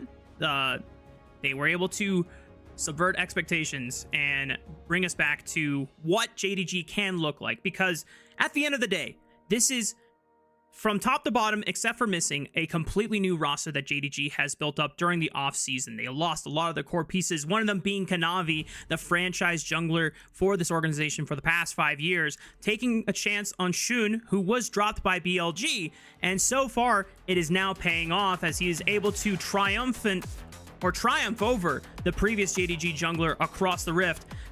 So we're now heading into draft for game 2, Matt. Remember, 10 champions have already been eliminated from the pool. What are some of the priority picks you're expecting to be grabbed up here? Well, I like what Top Esports is doing off the bat. You curious if they are going to give the Kalista ban away now to JDG? Because you got to imagine that one's going to be off the board. But again, JDG for me, they look good when they have self-sufficient solo laners. So taking away stuff like the Ryze, stuff like the Jace, where you can get big, you end up getting pushed in sides and can't be moved around. I think that this is a good approach going into JDG. What if they go for a Nidalee first? No way. Honestly, it could be. Maybe. Because if the Kalista is banned, I think that's the only thing that Top Esports would be willing to... You got to ban Kalista. If you're going to give Jack you love Kalista, then we need to have a conversation. Top Esports challenging. Do you value this Kalista that much? Kalista's open, Matt. I mean, you got to slam it, no? You can play the Ashe into it, but Renata's off the board. How much does that actually take down Kalista's power? As that Nidalee could easily be the first pick still. I think that's a good call, Roth. It's a really big pick for Shun and JDG. And so that's the gambit that JDG played. They gave away, at least left up the Kalista and said, all right, you're going to take Nidalee or this? You're going to stick to the game plan of first pick Nidalee. Now Kalista's on the board. And that's, again, for Paze, this is one of Paze's best champions. When it was the Thality Kalista, he dropped a 28 bomb at MSI playing this one. I am really surprised that we end up seeing that pick be left up. And I think for JDG, are they going to drop it again? I'd just be shocked if they drop it again. Something that we don't. Maybe they do not believe necessarily that much in the power of Kalista if there are other options that could counter it. But JDG really cycling through all their options before they confirm. I mean, they're flashing what would be the trade is if they take Kalista for themselves, they are like aware, Ash Nico. They're very aware. Wow, like I wonder if JDG are trying to get into the heads of Top Esports and saying, we know exactly what you're trying to play for, and we know exactly what you're going to pick and respond with, and we don't care. Go ahead, give us your best shot. Ash Braum, Poppy goes up in value a lot. You can play Poppy top into Renekton as well, so could flex that one around with Crisp. But you gotta believe that Ash is one of the few ADs left that you feel like you can actually really contest Kalista, push her out, and have ways to make plays across the map. As we see a Nico come in. Potential of this is a support pick and a deny from the Kalista combo. Also, potential that we could see this mid for Cream. But I'm so shocked that we're just seeing top lanes or like Gnar being picked up. And I gotta say that so far, Nidalee doesn't really have a lane to play through, which is what I do like about JDG's draft. And if Lilia gets picked up here by Shun, this does really put the Nidalee on a clock. If you're not able to deal with a Lilia find picks early on, then she will just ramp on your team later on. So Nidalee Nico looking like they're already on a bit of a timer here, just given the comp that JDG is showing. There is so much personality being expressed through this draft right now, and just the statements that both of the teams are trying to say. That opening ban, the last one being Kindred, was Top Esports basically calling out JDG, hey, we know your jungler's feeling hot right now. We're going to get ready to snipe away one of his best picks, his most signature pick. And then the fact that JDG entered this Gambit stage where they say, yeah, go ahead, take away the Nidalee. We're going to pick this draft that is going to basically supplant any available options that the Nidalee will want to play around with. And now as we're heading into the second round of bans, JDG are eliminating other things that could work well with this Nidalee, that could work well against the picks that JDG have already assembled. The Nautilus ban from Top Esport, you can play Nautilus Nidalee, and then you have the depth charge into both Kalista and Lilia. Like, that sounds pretty good to me. I'm pretty surprised that they banned that out. And now if they ban out Rel or Leona, you really narrow up that support pool. There's a lot of pressure now on JDG to really think about taking this Rel for missing. A pick that we haven't seen missing play yet. I wonder what Top Esports round out their composition with now that there's no Ashe for Jackie Love.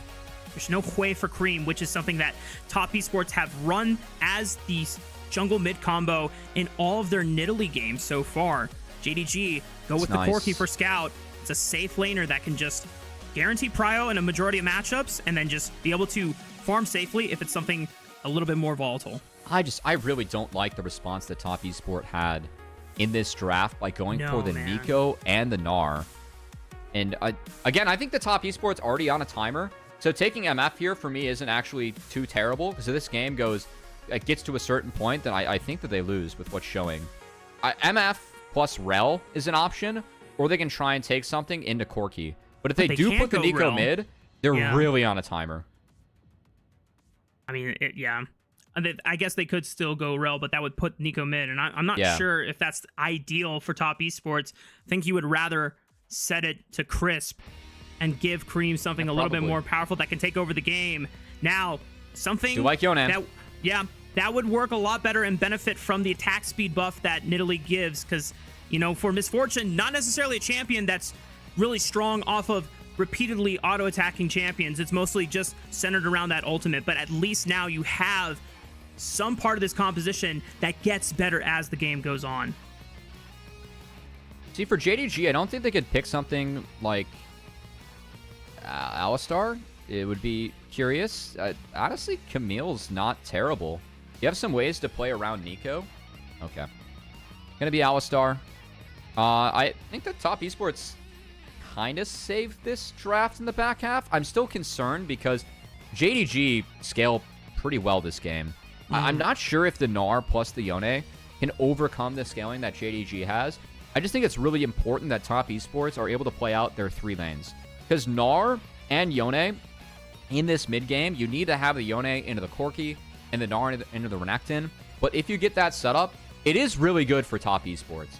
So they somewhat saved the draft by having these self-sufficient solo laners where you might be able to play through the Nidalee, and bot should have shove for them.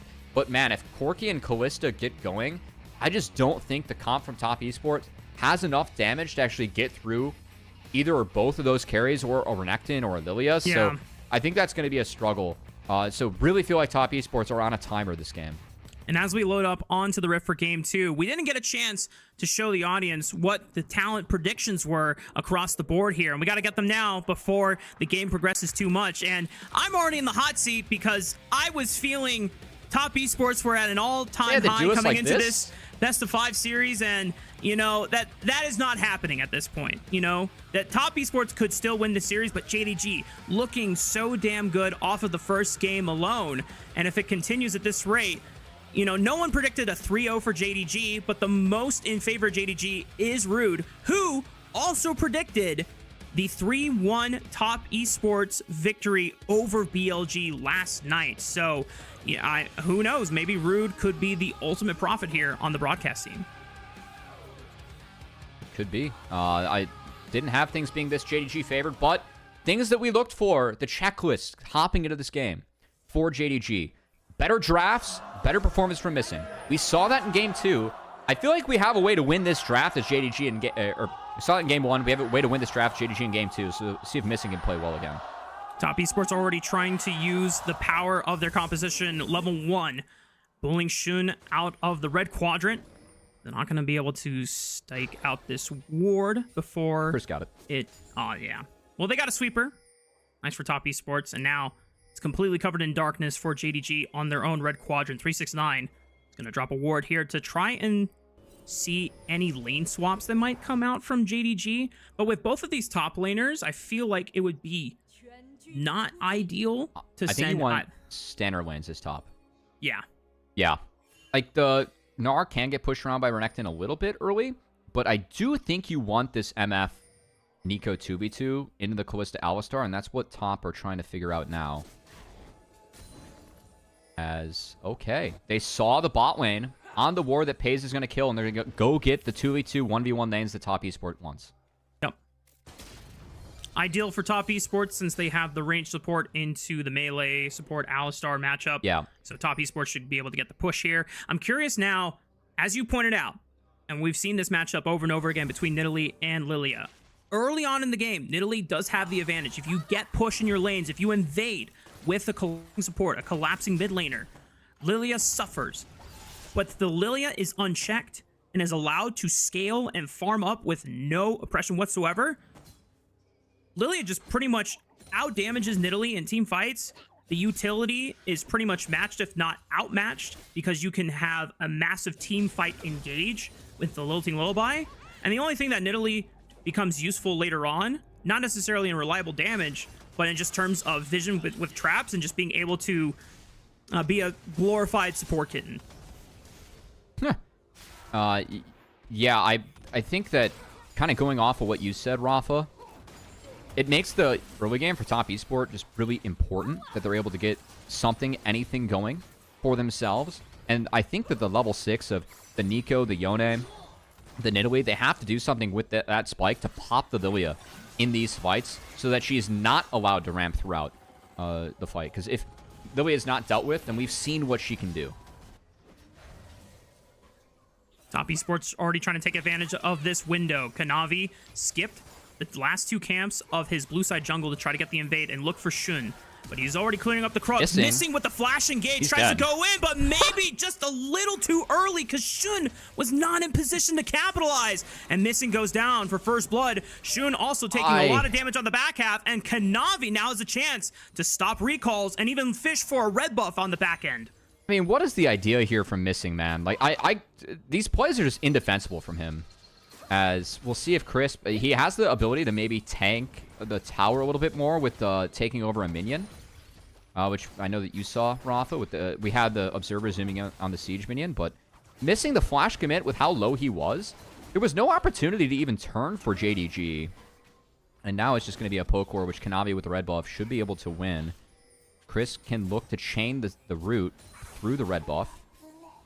But I think it's enough for JDG. Sack. Wow. Yeah. It's just too dangerous because that's really Cream big. had just based. He is teleporting now, so Scout had the first move, which is why Top Esports cannot actually contest and take that red buff away. So even though it starts off looking well for Top Esports, there's just a momentary moment for Scout. He's able to relieve JDG some pressure there. Yeah, and now I love how Jackie Love and Chris, they're actually walking into mid lane because they want to see where Callista goes. They're kind of trying to guess if it's a swap or not. Renekton shows bot, so now they're going to be headed back up towards the top side. So again, top esport being really directed with where they want these lanes. They want the 1v1. They want the 2v2. Going to take the right steps to get that. I do like this a lot from top. Still want to see that same game plan that Top Esports exercised just in the first 3 minutes. Go for early invade plays. Use the priority of these lanes to be able to give Kanavi that extra help to move first and pressure Shun off to these camps, because you want to be very oppressive in just making sure that Lilia doesn't get a chance to play the game. As now the first objective spawns on the map in that Ocean Dragon. Grub spawning in just under a minute time. I do like what we're seeing here from Scout. Scout actually has a little bit of a CS lead. We'll have to base to get back and contest the grubs. That's a nice timer for Cream to hit, but still, Scout being up a little bit in economy can be really big later on. As, of course, you did tease the grubs. This is very aggressive from Ala. 6 hit by Cream. He interrupts the Fate Sealed. Cream is in trouble. Still doesn't... I think he has a flash. Just pops the W. All right. Well played. Still, tempo-wise, we have Scout walking bot. He has no TP. Again, grubs are spawning. This at least sends Cream back to base, but we don't have the setup from JDG to contest or look for the first grubs, and I'm a bit surprised to see Shun actually walking up to take his Krugs on the top side, because with the pressure that Crisp and Jackie Love are laying down on the Pays and missing, it doesn't feel like this first grub fight is really doable for JDG. Especially, you don't have Dominus available for Ala either. I mean, he was, I guess, trying to guarantee Prio by forcing Cream off momentarily, but as you called out, because there is pushing lanes from Jackie Love and Crisp, it's enough for Kanavi to feel confident in securing the first rotation of grubs here. Will say, I kind of like what JDG did with the lane assignments. I think it's a little bit cute. Renekton into the Yone. You could actually have the chance to push Yone around. Meanwhile, the Corki into the Gnar. Really tough for Gnar to get Corki out by any means. So I like how JDG is at least keeping this map a little bit dynamic and trying to find the right matchups for them. We've talked about how Top's been so intentional with getting these 2v2s and 1v1s out of base. Good to see JD Gaming. We switch things up to try and get a little bit of edge in their favor with the solo lane matchups, but no edge to be found in this top side as this 2v2 with the support of Kanavi has been dominating. Just a little visit from Kanavi forces Missing and Pays to sack this wave. No teleport for an AD carry, meaning that he's going to have to take the long way back to one of these lanes. Looks like they're going to send the duo lane to mid. Meanwhile, 369 is in trouble. Ooh, tries the hop on top of Scout. The Swirling Sea didn't connect. Oh, that surely would have been a kill, but 369 barely escapes. Let's have that empowered TP to get back to Flash burned from Scout, so something at top might be able to punish big that he was able to get out. And even though 369 has to sack this wave on the bot side of the map, it's not enough for JDG to feel confident to take this dragon. As we look at the replay, you'll see misses the hop, but the Swirling Seed does not hit. It hit the turret. There is a little bit of a bounce, but being behind it, 369 was able to avoid that explosion from the Swirling Seed and does survive. So nice that the Gnar is able to get out. And because of that, resets were forced. The top esports now get the solo lane matchups that they want, with the Yone into the Corki and the Gnar into the Renekton. So curious if JD Gaming continues to try and play around with that, as I do think that the Corki into the Gnar is a better setup for them than having the Corki into the Yone. Right now, Top Esports, with the ideal lane assignment, they're going to try to fish for an opportunity where they can get push on both bot and mid wave. That would give them the opening to look for the first dragon of the game, because it's another 2 minutes before the second rotation to grubs. And if they can at least get the dragon well before that timer, then you'll still have time to base, get some item spikes clocked in, and then look for the setup on that grub rotation again. Doesn't look like it's going to be the case anytime soon. It's 369 doing a great job of bullying Ala. Ward? All right, no bait. Yeah, really nice from 369, though. I like how he's not just brute forcing this wave either. Oh, okay, now he is. But he's pushing it in to support Kanavi, who off that top lane advantage. Again, Top Esports played for this lane assignment. Bit of a chunk from 369. It's going to force a response. We have Scout now TPing top, but will not be any here in time to support the red buff invade from top esports. So Jun getting forced out a bit, and Kanavi is starting to throw his weight around a bit on this Nidalee. Yep. Top esports making a repeat of the visit to that red buff, but this time top esports have greater numbers, and this time they are able to deny that red buff away from Shun. Not the most demoralizing thing for Lilia. It's just one extra camp, but these are the types of plays that top esports want to continuously make. And if it's in succession over and over again, and the Lilia is actually decelerated and very behind on economy, then that's where you can find a sizable advantage for this Nidalee to take over the game.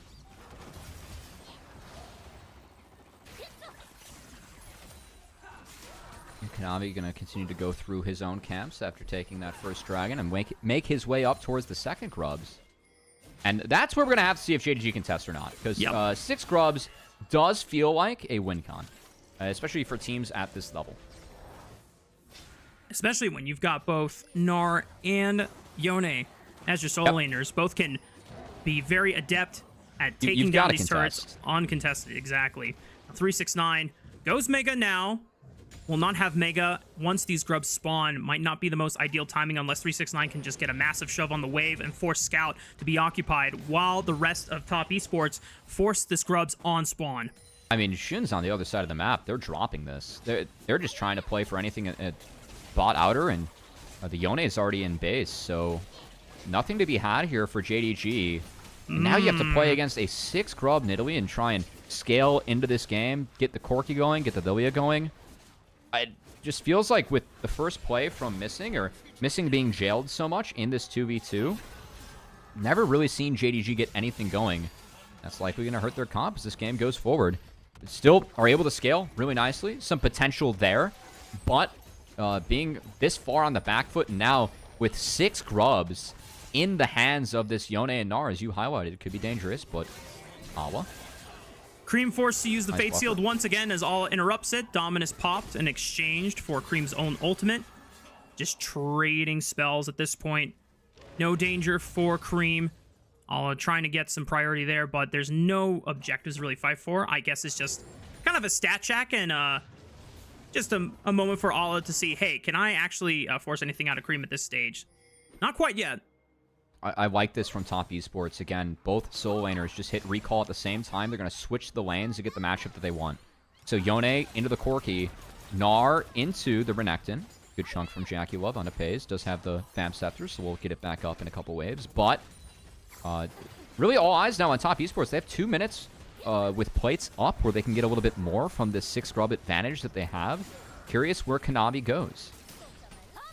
I mean, he wants to invade on this bottom quadrant jungle into Shun, and being able to open up mid-prio by using that ultimate for Misfortune to chunk Pays makes it even less appealing for JDG to help contest on some of these bot camps, but it looks like none of them are really up for them to go for, so Kanavi just linking back up with Jackie Love and Crisp in the mid lane, continuing to get more gold into Jackie Love's pocket through the turret plates. On that wave, yeah. Plate polished off, and then a full plate taken just on the wave. So, again, seeing the brute force mid, a little bit curious. Usually we're used to seeing sides overloaded. Then you force the other team to decide, you know, do we trade out and just lose because we're down grubs, or do we contest and, you know, lose out on resources on the other side of the map? Do want to shout out 369, doing really good work on the Gnar. 369 himself, very good Gnar Renekton player. And making good use of the Gnar pick going into Awa's Renekton in this game.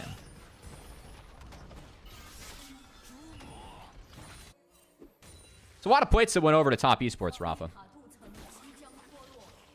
Alright, by the non-response to that direct question, I think that we lost internet again, unfortunately, by Rafa. That said, we're going to dive back into this game where we're at. Missing, potentially looking to get involved on the bot side, but nicely scouted out by both Crisp and Kanavi. As Scout still under siege, the top lane. Plates are about to fall, but while plates were up with the 6 grub advantage top esport had, almost a 3k gold advantage early on in this one. Going to make it really tough for JDG to play their way back in. I think they're waiting on Corki 2 items to go from there, but the lead from the 2v2 of Jackie Love and Crisp going into Pays and Missing, countering the very OP Callista that has been banned for the vast majority of draft, has led to a very nice lead for Top Esports early on. They're the ones actually pressuring both the turrets. Cream flashes in after the Fate Sealed, misses, not able to find the kill onto the Corki, but will find the turret in this upcoming wave. You gotta believe if he wants to stick around. Instead, will not. Scout has the TP to try and answer back, which he will do. But okay look from Cream. Did get the flash off the Corki, which is something that Top Esports can look at moving forward. Speaking of looking at things moving forward, we have a Dragon that just spawned and Grubs spawning here. Or, Grubs. Rift Herald spawning here very shortly. So, more objectives on the map. Potential for interaction from both our teams. Something that has been missing so far. Bullet time comes in from Jackie Love. The chunk out Pays, and with 6 Grubs, that mid-outer is going to be under threat. All 3 outer turrets under threat here by the 6 Grubbed up Top Esports. Mid, the first one to fall. 369 sitting aside on the bot lane. With the Gnar at this point of the game is not really able to be pushed around by Awa. Will knock down that turret himself. And now the last one standing is Top. Cream on this Yone has that Blade of the Ruined King finish. So it will be even harder to move out of the lane. We've all seen what Yone can do when this item gets completed. So JDG looking to shift their way up here. Maybe contest their last outer turret, which is under threat. Cream going to quickly snap back. Does step out of the Swirling Seed, but actually a good trade from JDG. Again, down 6 Grubs, down a lot of pressure early. Do manage to send a few members up here to get the turret, but Top Esports does not want to let them do this for free. TP coming in from 369 is Mega. The last second of Mega flashes in, gets the Mega Gnar off. Scout going to melt in the back half to 369. Cream now looking, connects. Rafa, you're back. No, keep going, King. Cream is able to pick up Missing on the back end. Top Esports rolling over this fight. The only consolation prize for Shun was he was able to smite away these Krugs, but now he's under fire, forced to flash and use the Lilting Lullaby as a defensive maneuver, and he gets out alive. But the rest of JDG are falling on this top side play. The only thing that they can be happy about is that Ala and Jackie Love, or Pays I should say, got some time in both the mid lane and the bot lane turret. Yeah, but again, no Grubs, so it's just diminishing returns here. Top Esports knocked down an inner worth way more gold at this point of the game. So yeah, I mean, JDG, they try and get something, but overall losing out heavily on the map. And off the back of a great TP, and the last second of Mega Gnar coming out from 369 was massive.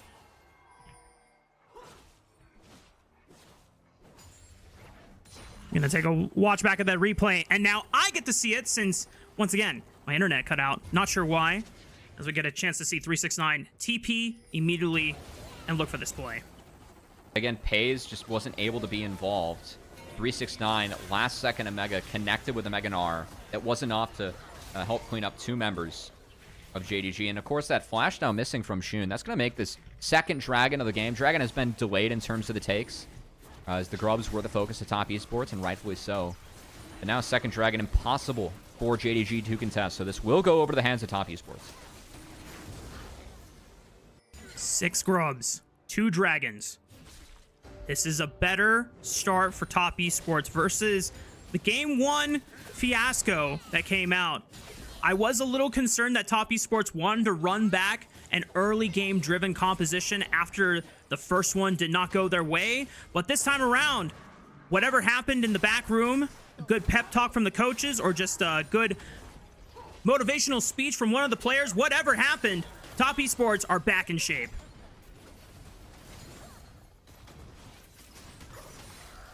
Well, looks like we're going to get a replay. Missing had to be yoinked in by the Fates call of Pays, and now Pays. He's going to hop out, but still half health. And again, 6 Grubs. The onslaught can continue here for Top Esports. Jackie Love dinged up by Lilia, but does have the cleanse, so would be able to get out of any Lilting Lullabies coming through. And the pressure continues, and this is why dropping that second Grubs and all 6 Grubs so important for Top Esports, and so surprising by JDG. A lot of teams willing to flip that. And again, just staring down Yone Gnar, which have a couple of really positive matchups into your solo laners. Very surprised that JDG didn't go for some sort of contest. That's just how much on the back foot Top Esports has had them for the entirety of this game. Another objective in their hands, Matt. This is Complete map beatdown. domination from Top Esports. Yeah, it's been a 5,000 gold advantage just accumulated from the strength of turret plates, turrets, objectives, because it's only 3 kills. So all the economy is coming from everywhere else, how Top Esports have engineered the first 19 minutes on the Rift.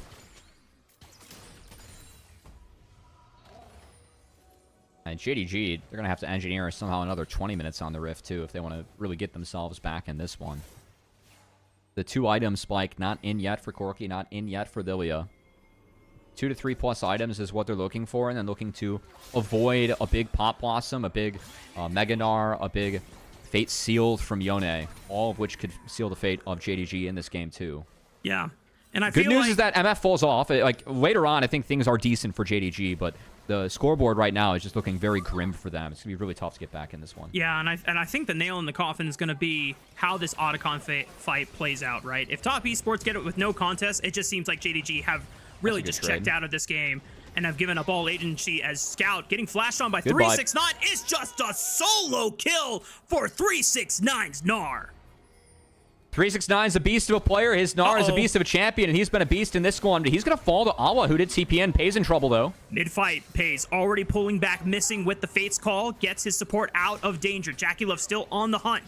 Not enough damage to really threaten Pays' life, but Cream over the wall with the solo unbound. Fate Sealed forces the flash out of Shun, and it's going to put this deer at death's door. Top Esports still looking, but Chris not able to get close enough. Good spear by Pays in the slow. It puts Top Esports at bay, but you cannot deny the strength that they have on the Rift right now.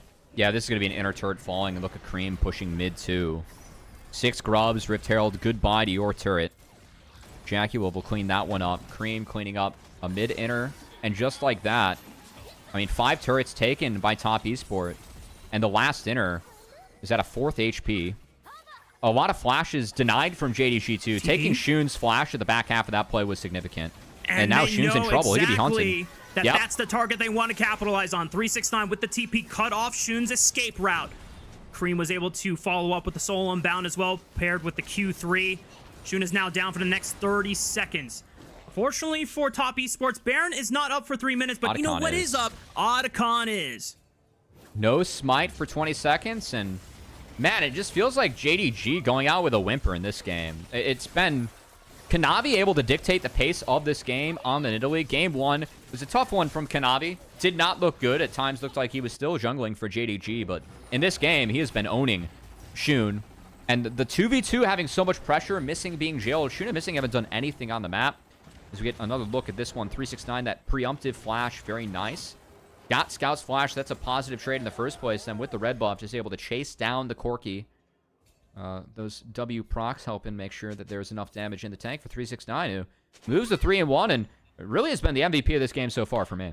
Yeah, and it's one of the few games where 369 gets to be a standout player on this roster. When you look at the star power that Top Esports have, you're looking at Jackie Love, you're looking at Kanavi, you're even looking at Cream, who is, you know, the mid laner. A lot of development into making a rising star in the mid lane pool alongside so many famous contenders that LPL have been able to represent on the world stage with. But 369 on this Gnar has been incredible in being able to push that advantage forward as Kanavi goes a little too far forward, but Chris buys some time with that Pop Blossom. Pace pulls back, missing with the Fate's Call, sends him back in. Jackie Love is in front, but this cow just got turned into ground beef, and the rest of Top Esports are eviscerating the rest of JDG, and they've got nowhere to run. Pace is going to try to hop, skip, jump out of the way of this one, but with Otacon GAs on their side, there's nothing that can stop Top Esports from taking what is theirs, 1 brick by 1. I mean, get us to game 3. This one's all wrapped. Otacon buff on Top Esports. They did not even need it. And that engage was really not good from them. Like, Fate Sealed with Pop Blossom Flash only caught 1. Just didn't matter. Top Esports have too much gold to their name in this game 2. And are going to even up this series here when they take down the rest of these objectives. There's still another 10 seconds before Scout and Shun respawn back on the map. Missing is trying to buy time, but yeah, that cat sensor was trying to cover what was going to be another not safe for work death on the side of Missing, as the rest of Top Esports They might not have enough time to actually push this advantage in for a game 2 win just yet. But with 12,000 gold advantage on their side, Matt, and being able to pick up this dragon for free on the back end, this is pretty much over. Missing again, this Alistar pick into the Nico, I just do not think was warranted this game. Like, yes, the Kalista Alistar is a really sound combo, but we've never really seen Missing be able to get involved in these fights. It's just, yes, all right, look at that. Wow, I mean, I think it was a lot more than just supportive, but again, Missing is chunked out. I mean, that engage on Kanavi is for what? Then he gets pulled in. The re-engage in the back half is actually okay, and again, I thought that JDG might have a chance, but Missing, when he goes in, takes that exit, there's no one that can follow him, and JDG just ends up getting corralled in the back half, so I feel like the timing of some of these engages from Missing still just way off, and again, this game from JDG, just the decision to not contest second grubs is surprising, because after that happened, it just really felt like it was a slow bleed out and die angle for JDG. Yeah, I mean, you would think that maybe there was a way for JDG to stall out this game better, but from the early play on the top side of the map, oh, hang on, Missing has a nasty flank on Cream, but gets interrupted by the Q3, but the Fate Seal just takes him over the wall. He's out fine, and now Top Esports have a chance to re-engage, and Pays is just going to call back Missing with the Fate's Call. I mean, if he headbutts or pulverizes there instead of headbutts, then at least the Yone gets the other side of him, and then he can maybe flash W him back. So, I mean, another misplay by Missing. The fact that he headbutted them like that actually gave the out for the Yone. And now Missing's going to get chased down by Red Buff Nidalee. Oh, yeah, he's dead. Yeah. The Keck W emote, he knows this game was not the greatest, and JDG are just at the mercy of Top Esports. Whether Top Esports want to take more kills or if they want to put them out of their misery and just go blitzing for the turrets. Cream getting a little fancy into the back line, forcing Pace back. 369 Mega. 369 has that threat. And this is just pretty much donezo for JDG. Top Esports answer right on back in game 2. Not even worried about what happened in game 1. JDG one last stand to try and push Top Esports back. But just a couple more auto attacks and the Nexus falls. Top Esports even up the series. Not a very competitive game 2 there. Again, that gambit of leaving both the Nidalee and the Kalista up ended up paying off for Kanavi's Nidalee. Now denied from Shun for the series 2. A really significant pick for him. In fact, the only pick that he's played in every series so far. First time he has not had access to it. Well played by JDG or Top Esports to give that one over and have a game plan for it. I was a little bit questioning of their draft, but I will say the Yone rounded out really well, and they were able to have solo laners that could win with the help of Nidalee, and that was pushed through very hard by the fact they got 6 grubs as well, so not bad. Yeah. And I think it all just snowballed slowly after the top lane setup onto Missing and Pays. The fact that Missing tries to turn around the fight, thinking that Shun was in closer range to capitalize on the play, and a misexecution just really punishes JDG's bot lane from ever getting priority back. And from there, it didn't seem like Shun was completely put out of the game because he was able to get a majority of his camps back. But that pressure just slowly crept up and just started strangling JDG out of the game. And as you called out, by the time that it amounts into 6 grubs, fully uncontested, and Top Esports just successfully taking turret one after another, what can you expect JDG to accomplish? I'm not sure, as we just had Choco take an exit in your room. The door. Oh, I think he's actually back. Oh, he is? Okay. Yeah. Well. Yeah. What's moving the door? Oh, my God. Come up. Come up. Oh. He'll get back on the bed. He's there he is. Yeah, he's done being shy. I think he had to take a bathroom break outside, so. Okay, buddy. Look at him. Choco, you just missed out JDG getting completely curb stomped. Yeah, Choco just sprawled out, and JDG was completely distracted by the sprawl in that game. They weren't able to ever get in it. That would have had to have been it. Well, I have a prediction here, Matt. What is that prediction, Rafa? Because Choco is now awake. I think the series is coming to a closer end than Oh. predicted. I mean, I think that he woke up at the right time. He missed 2 pretty one-sided games, and hopefully we get a slobber knocker coming up here, you know? I mean, Could be we'll Choco see. diff. Maybe we'll see. Maybe these next 2 or 3 games are going to really deliver, because I do enjoy the series being tied up, but what I want to see is both of these teams throwing hands at their best, you know? Not necessarily just getting rolled one game after another. Oh, big yawn. I think what Big chat yawn. wants to see is more pets for the doggo, which, of course, giving a full display here. Wow. Jaguar versus Pays. Got to say, really hyped up this matchup coming in. Thought game 1, each of our ADs played reasonably well. Game 2 just felt like Pays could never do anything into that MF Nico lane that was being run by Jaguar and Chris. Yeah. I mean, like, obviously we talked about the early dive onto the bot lane duo, but then 369 was so competent in being able to push his own solo lane lead.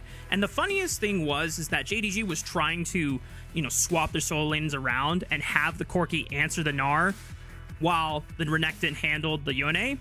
Both the times, all they tried to, like, force something out of Cream, never any pressure to flash, just the trade of ults.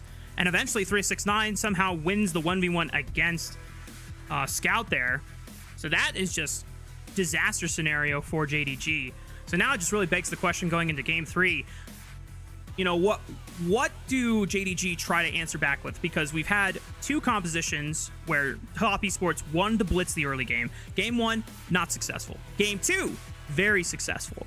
And it seems like that just might be the repetitive game plan that Top Esports is just trying to challenge JDG on, saying, we can play the early game better than you can play the scaling game. I actually want to see Top Esports. They banned Rise on blue side with Callista now missing. That's a common red side ban that's now off the board. I want to see them still deny Scout his Rise. Again, I think that with JDG, self-sufficient solo laners that can go help support Shun, that's a big win con for them. We saw in this game, stronger solo laners with better matchups across the board for Top Esports. They were able to get this game done for that and a lot of other reasons. But I thought that Scout looked really, really good on the Rise pick. I think it really opens up the playbook for what JD Gaming can do. And I would continue to at least deny that from Top Esports. Because, again, I think the game plan for me, better drafts from JDG, better play from Missing. That's how they can win this series. I still think that draft was kind of okay, but the Alistar on 5 looked really bad. And Missing was not able to do a lot in that game. I can't even, like, go super hard on Flaming Missing. I do think that he made a couple of tough plays, but it was a tough setup for him with Alistar and just was never able to get anything going. Yeah, I mean, melee support into range support, you're already losing the push war, and so then the value comes into being able to set up strong engages or re-engages with Callista Alistar, and it just, he never got an opportunity to. So, like you said, tough setup. We're just waiting to see what the LPL official broadcast decides who their MVP for the game is. I mean, for me, I think it's a pretty strong argument for either 369 or Kanavi. It's a 369 win. Yeah. Yeah, deserved. Yeah. Yeah. He made the big TP play, found the solo kill onto the Corki, and overall just had a really, really solid game. So, really well done by 369. I think that's well deserved. His Gnar, always been fantastic at the Gnar, the Renekton, and to see him play with the Gnar like that in the Ala's Renekton was quite nice. I think that really helped shift the game in Top Esports' favor. And you know, this is now the 3rd time I've seen 369 be super clutch on this Gnar pick in a best of 5 throughout this playoffs. We saw it against NIP. We saw it against, I want to say, was it the BLG series as well? Yeah. Both times. Now, unfortunately, because this is a Fearless, we're not going to see 369 Gnar again, but it has awarded Top Esports a way to even up the series, stop the momentum from JDG after what was such a fantastic game 1 on their part from them. And now we're heading into game 3, Matt. I'm honestly bummed we just don't get any 369 Renekton. I love 369's Renekton. I think he plays the pick so fantastically well. Of course, Awa got his hands on that one. Good answer from 369.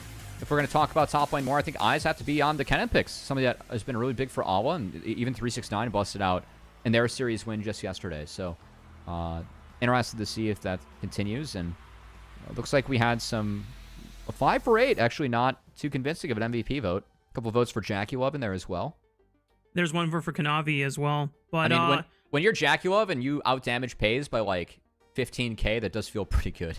You know, I mean, I think that's the last point I'll make is that the Callista Gambit worked in favor for Top Esports. They had a choice, right? They say either we deny Shun his Nidalee when he is on a high note and feeling good right now after the game 1 win, or we give over the Callista over to Pays. And you know, props to Top Esports for being able to carry that Gambit out through. It pays off. For us, Game 3 is on the horizon. We got a little bit of time, so we're going to break for it. When we come back, draft for Game 3 will be on your screen.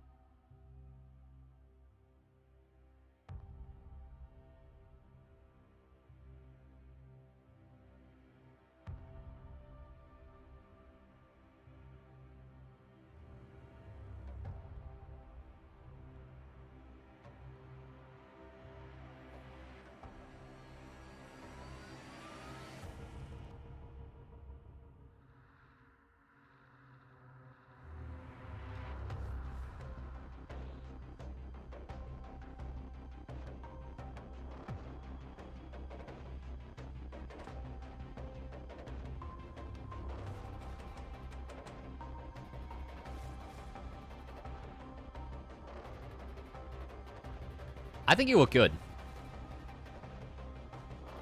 Yeah. I think he looked good.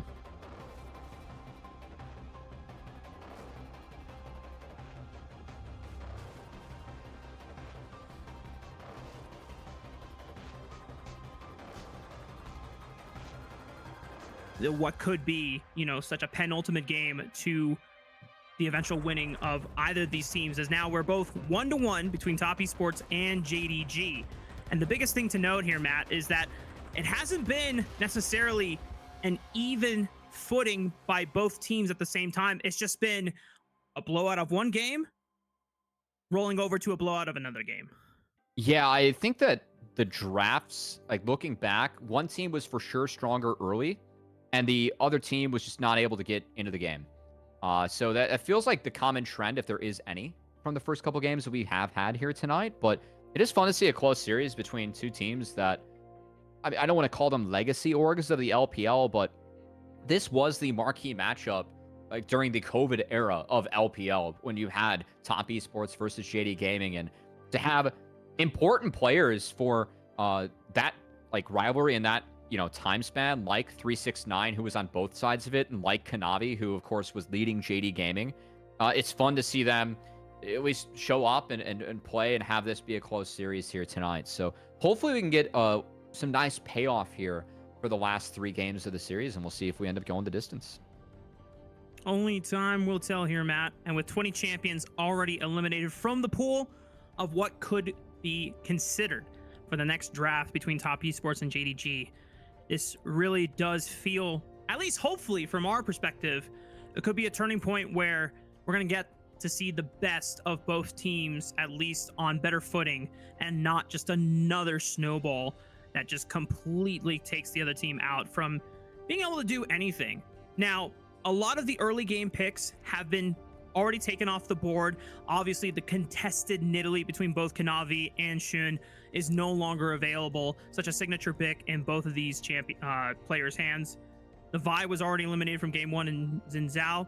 Now, the Nocturne, that is a champion that can be used to set up for really strong mid-game snowballs that kind of goes into what Top Esports would probably want to continue doing based on the game plans we see in their drafts. I'm curious if JDG, if this is going to be the first time we see them not really go for that scaling composition, if they want to go for a little bit extra firepower to match Top Esports in the early game. Yeah, I guess game 1 they were able to scale in, but game 2 they just never really got going with the 6 grubs. We'll have to see as we're going to dive into this draft. Rafa, we do have JD Gaming on the blue side. No surprise there. So advantage JDG off the bat. Want to see, though, if Rise is taken off the board. I think that Rise for JDG and Scout, again, this team, yeah, key. I think strong, self-sufficient soul laners are really important for JDG. And so that being taken away, now we have the circle of Cassante and Jace still up. If one gets banned, I would expect the other one to answer. Top Esports, of course, banned Jace on blue side last game. So a real choice here by JD Gaming to ban one, which will likely prompt the other. So expect the Jace ban, and then we'll see where we get started in the draft here. Don't forget, Ashe is still available as a marksman. The fact that JDG thought about that would be the answer that Top Esports would show once they picked up the Kalista for themselves, and the Top Esports just went with the Misfortune instead. That is a high priority marksman available, and considering there's no Corki, no Varus, no Ezreal, the Rakan, they were suspecting JDG to go with the Xayah Rakan angle.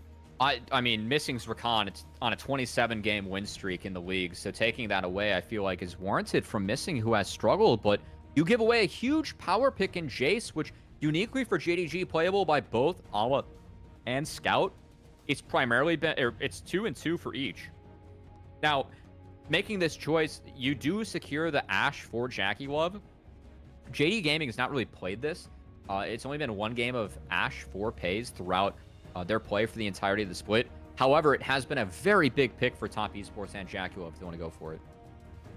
The quick swap over to the Gragas. Signature 369, man. Yeah. That is a patented 369 pick coming out. I'm curious if JDG, upon seeing the Gragas, now want to immediately send the Jace into the mid lane, or if they think that this is completely a fine matchup that you can just trade grass procs with the You Gragas. could put the Gragas mid into it.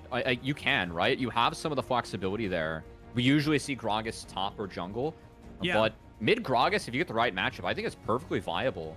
We saw it emerge, actually. I know Niski's was really good over in the LEC in an Ahri meta as an answer. But speaking of answers here, we have a Ziggs and a Leona locked in, so a lot of pressure for the Ashe. LeBron pays! Yeah, the Braun pays is back. Gotta imagine that was going to Fable. be a Braum for Chris, probably. And just catch Leona engage, and you have the Ashe already. That feels pretty good. You would need to find main engage elsewhere. But yeah, I think your choice here is between Braum and Poppy, and it will be the Braum locked in. Curious if JDG try to ban the Poppy away, as it could still be a potential jungle pick for Kanavi. You would make it so that your engage is limited to just Ashe Arrow in terms of reliability. Otherwise, you are hoping for a really good angle on an explosive cast from 369, and that's not necessarily the easiest skill shot to line up for an ideal pick, since it scatters everyone from the blast point or the impact point of that ulti. But I appreciate that Top Esports are still keeping an eye out for Shun's carry jungle champions, sniping away the Kindred, keeping that away from him. Maybe the other. Yeah, it's I think a Maokai ban pretty warranted here, as that could be played top as well. I actually think that tells me it's more likely to be the Gragas top, which of course it is a 369 special, but just with the Jace showing, I'm going to say technically it's a triple flex right now. If Cream, I'm not expecting Cream to pilot it. I know that 369 and Kanavi can play this champion at a really high level, going back in their history too. But yeah, the Viego ban definitely telling you that they think it's a top Gragas for 369 as well. But curious what top ends up going for here. Imagine that they take I would take a mid laner here, unless there's a jungler you really want to blind. But if you take a mid laner, then you still threaten the Gragas flex, and you can at least take a matchup in the Jace that you like.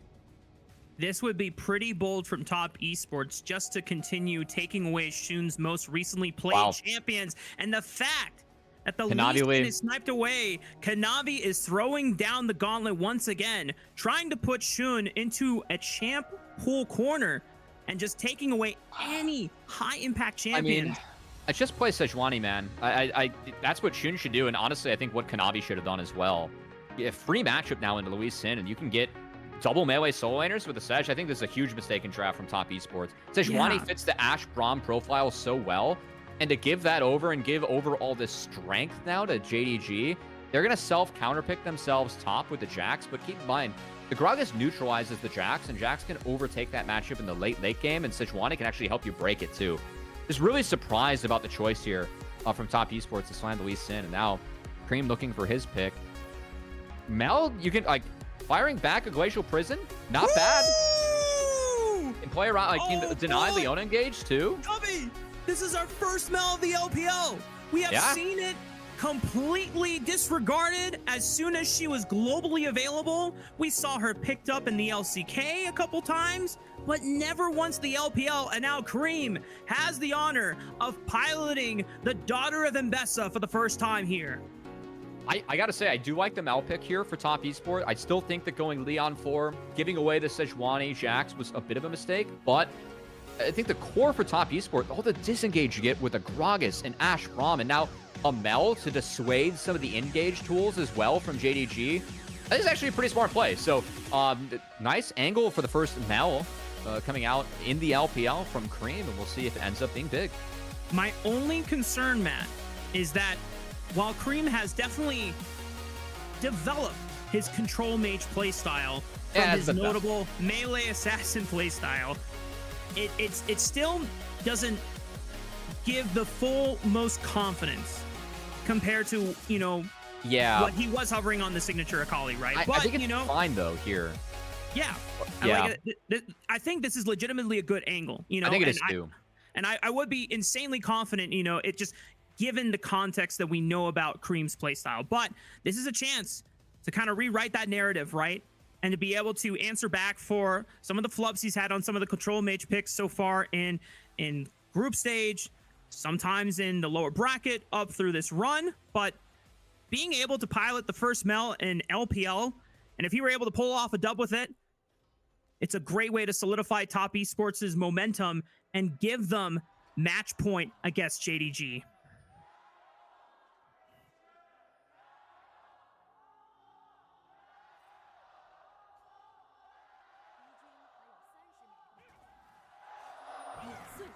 You know, I feel like the Top Esports Gyos were stronger but further away from the mic. But that's just me. I don't know where you're at with that one, Rafa, but early game, we do have the lane swap wards coming out. I think that the good setup here for Top Esports actually would be to find the swap. Gragas should be able to play out a third lane from the start. And with the Ashe Braum, you can really force the issue early. So do want to see if that ends up being the angle here for Top.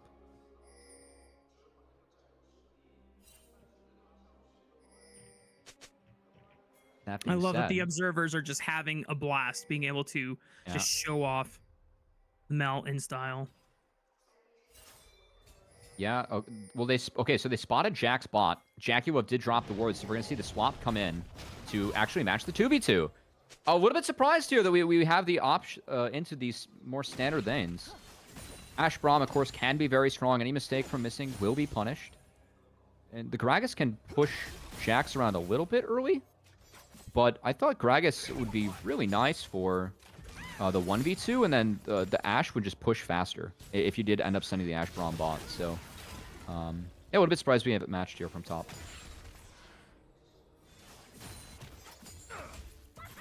So far, nothing too crazy out of the first couple of minutes in the game. Although, Missing getting tagged by the Braum passive, combined with the Ashe auto attack slows, leads to a deadly combo, and Missing does lose a large chunk of his HP. I want to see, though, from Top Esports, how they're going to make the best use of this Lee Sin. Because, like you said, the utility of this champion compared to something like a Sejuani is going to pale in comparison and be just that much harder in execution. You can still be a fantastic Lee Sin player, but you have to work so much harder than on the other side of the matchup in Sejuani. Like, you're going into Sejuani, the Ona Jax, the onus of execution on this Lee Sin, it's really high. And Kanavi is a fantastic Lee Sin player, right? But still not an easy setup for the pick to be successful in this game.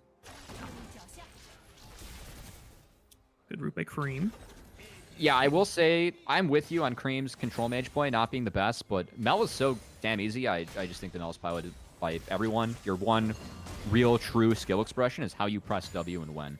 Yeah. And then where you walk. Besides that, it is a very straightforward and easy champion. Going to be quite a treat once we get a chance to see how those rebuttals are used. Kanavi getting an early look on the Ala. Ward hops in to close the distance. Throws the Judas, still lands it. Just one more auto attack. Kanavi might go down to the last third shot, but the Triumph is going to keep himself alive unless the video auto attack. Oh my god. He's got a safeguard. He's out. Oh, great play from Kanavi to pick up the kill. Use the W and the E preemptively because he knows that you're going to try and flash the Sonic Wave if you are the Jax. Meanwhile, did see a gank mid. It was repelled by Cream, but he did drop flash in that lower third. But Rafa, you asked, how can we use the Lee Sin? How can we be effective on it early on? Kanavi skips a couple camps, does make a play, and gets 369. A bit of an edge in the bot lane.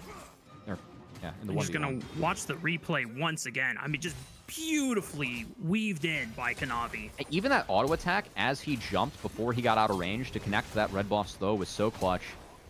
And then understanding that, I mean, it might have been a 1-for-1 trade, but I guess Kanavi, he went for it, had it calculated, gets away with it.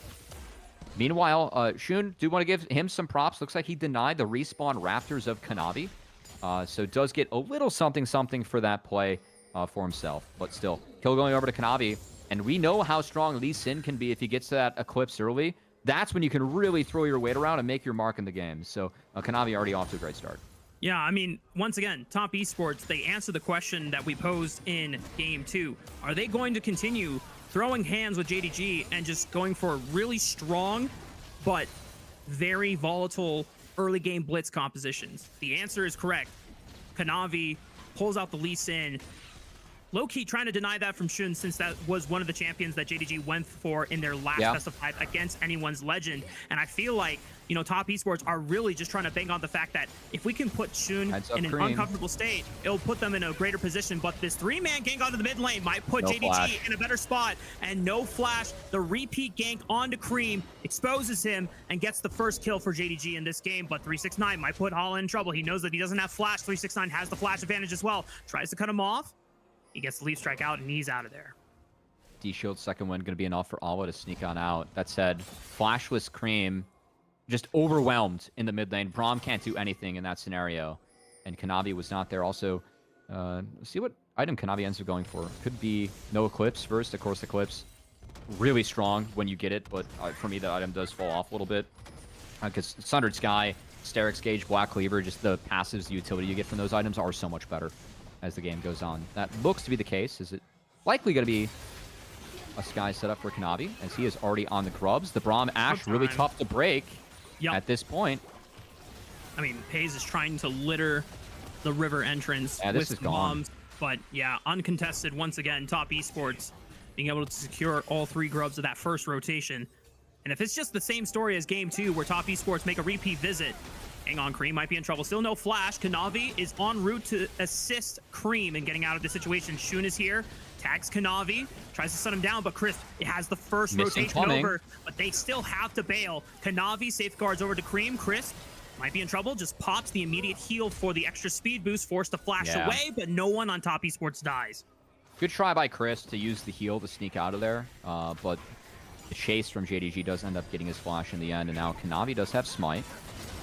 Kanavi, it's secured by Shun, but now they're overextended here. Uh-oh. Oh, baby. We're still fighting in the jungle. Shun is going to pick one himself up onto Crisp, as he did not have flash to escape that one. Kanavi burning, but will not fall. Still maintains a deathless game on the Lee Sin, but JDG starting to really put the pressure back on Top Esports. And Kareem just does not feel useful in the mid lane. I know that he went for this tier, doesn't have the chapter yet, but extended brawl from JDG, they end up winning out. I think that the Jace made a big difference. The Sejuani made a big difference. They just don't have the damage to move the Sejuani Leona early on. And JDG just kind of end up winning the war of attrition, the top side. A bit of a miscalculation there from Top Esports. Gonna take a look back at the replay once again. I mean, Kanavi was just trying to greed for this Raptor camp, and Chris was willing to aid in the cause. They thought they had the numbers advantage, but just they're down summoner spells here. That also a great cancel by Shun onto Kanavi. Make sure that that Sonic Wave could not be followed through. Almost goes down to the Super Mega Inferno Bomb from Paze, but no, I mean, honestly, at least no Steph Curry Paze yet. Looking a little bit more like LeBron with that miss, you know. Did connect, just wasn't center cut, you know. That's cold, man. It's Luka time now, all right? Oh, I guess that's fair. You don't know enough about basketball to retort, and that's fine. We're going to get out of this one for you, Rafa. Thank you. Dragon is up, and we do have Jackie, Love, and Chris making their way towards mid. This will get Cream in a side lane where it feels like that could be the target for JDG. He's quite weak right now. Now, Top Esports are not necessarily on a huge snowball like they were. Definitely making the rounds for. Oh no, Jackie Love. He has flash and cleanse, but he's gonna definitely lose one of them. The cleanse is able to get out of the permafrost stun. Kanavi now finds Missing, and he's completely cut off here. Okay, you know what? That's a nice trade for Top Esports. Yeah, Jackie Love down to cleanse, but still has the flash, and they get a free support. This is my issue with Shun and Missing, and I was actually caught out there because I thought that they had a good angle on the Jackie Love, which they did. But you know what you need as a jungle and support to actually make good angles work? You need your goddamn damage dealers. Yep. And these guys were nowhere to be found on the map. So, just, like, again, the plays that we see taken by Shun and Missing, there are so many games where it feels like at times JD Gaming are trying to overcome the mistakes made by their jungle support duo. And this is one of them, and I feel like we've seen Missing have really bad games. And this is one where you're playing Leona and the Ashe Braum. That's not an easy setup. You have to be on point and already being down a level 4. We see Missing make a mistake then, and maybe we'll see another one now. Kanavi. He has kick available, doesn't quite use it yet, doesn't need it. Missing just taking a big chunk of damage. Sonic Wave thrown out just to keep eyes on Shun, and Missing doesn't hit, but it's forcing the jungle support to base, and Ala still remaining here under the tower, feeling the pressure of Jackie Love and Crisp, which does beg for missing to at least potentially stay another wave in case they want to go for a counter on this 2v1 dive play. But Jackie Love and Crisp, all they're interested in is just getting extra plates and extra gold for themselves as the second rotation of grubs does spawn. Shun is pathing towards the top side, but I think Kanavi is going to try to take advantage of that play and force something on the bot side here. Yeah, I don't like the setup that we ended up having here for JDG. I think that Cream is just getting a free lane where he should be weak at the moment. And then the Braum and the Ashe being able to play into the Jax. Again, Gragas is able to pick up so much more on the other side of the map. So I feel like JDG, they're going to end up getting the second spawn of Grubs, which is pretty big. But just that passage of play, almost feel like Top Esports are okay dropping this because of the few leads they were just able to pick up. And yeah, Kanavi's just going to snag the one, make it a 4-2 split. And I think Top Esports pretty happy with that. They'll take the win and take the fact they had good lane matchups for the last couple of minutes. And something I want to point out real quick here while we have time. Eclipse obviously picked up for Kanavi. That was the item we projected. This is going to give Kanavi a big advantage in this mid game to snowball. JDG, Shun went for an early locket rush. So we know that Sejuani is a tank and not necessarily expected to put out damage. But if you go for any other item, like a Bomby Cinder item, you have some base damage. You have some threatening ability. But Locket, complete utility for Shun here. So it it's really not the battle means... piggy. Exactly. So it means that Shun, if he's going to look for plays, it can't just be him and missing like you called out earlier. He has to be linked up with Scout. He has to be linked up with Paze. He has to be linked up with Ala. One of these damage dealers so that these opportunistic picks are actually meaningful. I actually kind of would have liked Battle Piggy this game too with the Heartsteel. I agree. I'm a bit surprised that Shun didn't go for it. Like, just throwing yourself in there is pretty valuable. As again, the comp from Top Esports, they need to catch the engage and repel it. And sacking your own stats for that when you're the one that has to throw yourself in is a little risky. The play onto Ala's potential here. He leap strikes over to Kanavi on the way in. Kanavi goes in, safeguards out. Still stunned by the counter-strike somehow. Probably just didn't escape the animation, but there was an attempt from Paze to try and capitalize on Kanavi being stunned under the tower. The Mega Inferno Bomb used there, but not much damage to really threaten Kanavi's life. It's Top Esports now. Looking forward to the next objective spawning in 2 minutes here with the Infernal Dragon spawn. Yeah, at least Paze was able to clear the bot wave and give Ala some reprieve. So I know it didn't connect with the kill on the Kanavi, but did at least try to keep that bot turret a little bit healthier. Of course, the winning lane right now for JDG, it is Scout on the Jace. That real big power pick making its way to game 3. Gonna make its mark felt. And this Jace pick has been so dominant throughout this tournament, Rafa. And to see it in the hands of Scout, too. Someone who was a terrifying Jace player even before the tank Jace build was available. Very scary. And likely, we're going to see the damage Jace set up this game. I think that's very warranted, but honestly going to be a lot on Crisp and Cream to try and mitigate the damage coming through with those Empowered Shock Blasts. Do have tools that Top Esports can use to try and survive the poke of JDG and also find engages in the back half, looking at the Ashe especially with those Enchanted Crystal Arrows. And we'll just have to see if they're on point enough to mitigate the very heavy poke profile that's showing from JDG. And while we have some time, Matt, the first 2 games didn't really spell out the most competitive back and forth games. It was just, as we said, a snowball after another. But this game 3 feels like the most even state that we have had between both of these teams. And this is what kind of reminds me of the 22 season, as 369 misses or dodges a Glacial Prison from Shun off screen. And 369, it did cost his flash, but he did avoid what could have been a really opportunistic play from JDG. A decent reaction speed there from 369, who, of course, on Gragas, you have a lot of options what you can build. He is going for the AP Ability Haste build. We'll see if we end up getting the Cosmic Drive next. As Crisp is going to see Shun catch him. And then with Kanavi here, this Infernal Dragon could be really nice for especially Top Esports to pick up. Showing a little bit more damage in their comp. And they're the ones that are ahead now, so they're going to look for it. No Sedge ulti available. Still Solar Flare and Mega Inferno Bomb at the ready. But Jackie Love has a giant Crystal Arrow waiting for the right mark to step up. I think that if I'm top, I'm looking to get JackeyLove 1 base before I can play this. He is sitting on Kraken Slayer with the gold. And not being at that one item while Pays is on Ludens. That might be enough just to force them off the dragon. It does look like Top Esports realize they're down a bit in items. They don't want to walk into the Ziggs. They already sent Chris back, and Pays just going to ult the wave to kill it, chunk JackeyLove, and keep the pressure up as this dragon is being taken. JDG even up the objective score so far, at least in terms of dragons. Overall, 4 grubs to 2. Top Esports is going to have a little bit of extra advantage when it comes to pushing on these outer turrets and being able to completely set the pace for opening up the map further and further whenever these champions get a chance to have some solo time with the structures. As we look forward to the next objective, Rift Herald just spawning now, Otacon in 4 minutes. Top Esports, once again, not in a huge advantage. JDG pretty much even with them, only behind a few hundred gold. But all of their advantages, at least they could be content in the fact that, you know, Pays is up a little bit in money, Scout is up in money. I want to see if JDG is going to really contest them, and this is where maybe the game blows open. Curious to have a Randu in second from Shun. Does get some decent value into Ashe as I believe your autos are categorized as crits when they follow up. As you proc your passive. They're pinging for Scout. Scout has flash available. Shun's following.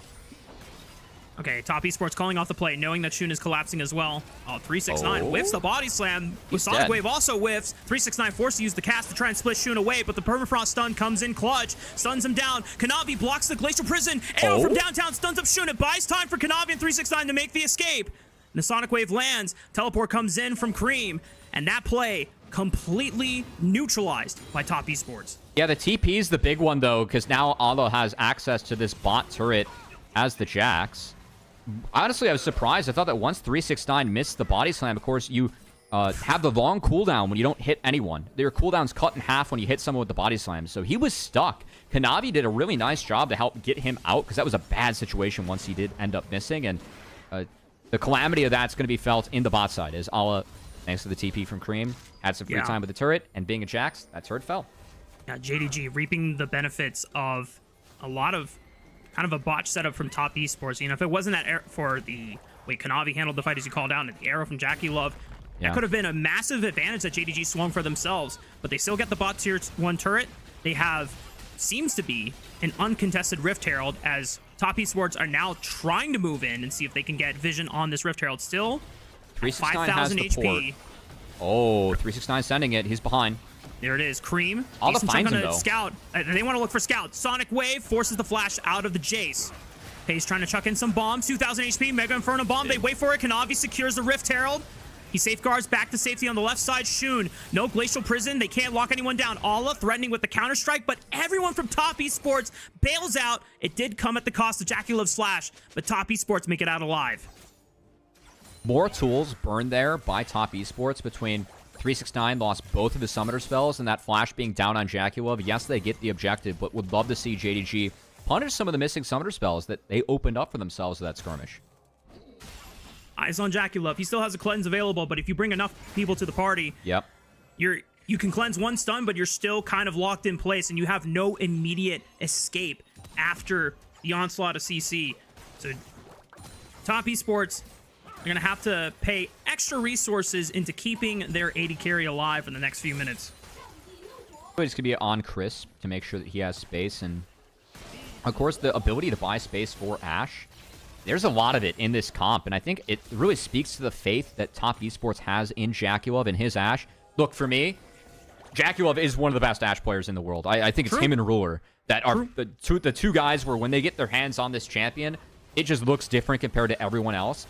And the ability for Top Esports to make space for the Ashe between Lee Sin, of course, who can be flexible. Gragas brings displacement. Braum is the pairing that you want with Ashe. And you have Mel, too, who can even reflect some of the big cooldowns that we'll be looking for the Mel and the Ashe opening up these fights. A lot of faith put in JackeyLove to execute in this game. We'll see if he's able to do so. Just a few seconds away before Otacon spawns on the map. Arrow sent out wide. Shun tanks it. As you said, not the ideal target for Top Esports. JDG content with soaking and absorbing that arrow from Jackie Love. Top Esports gonna have to try better luck next time once the arrow comes back off of cooldown. Yeah, I do believe Jackie Love was looking for missing there. Being level 8 Leona maybe had a look, but the fact that Shun was able to tank that one up, right call from him. As looking at the map, of course, Jax doesn't love the Gragas matchup. You aren't able to keep up in sustain. Late, you are able to split into the Gragas. You don't have enough damage to move Jax later on. So if I was able to get to that point, could be big. But at the moment, it is 369 that has a pretty significant lead.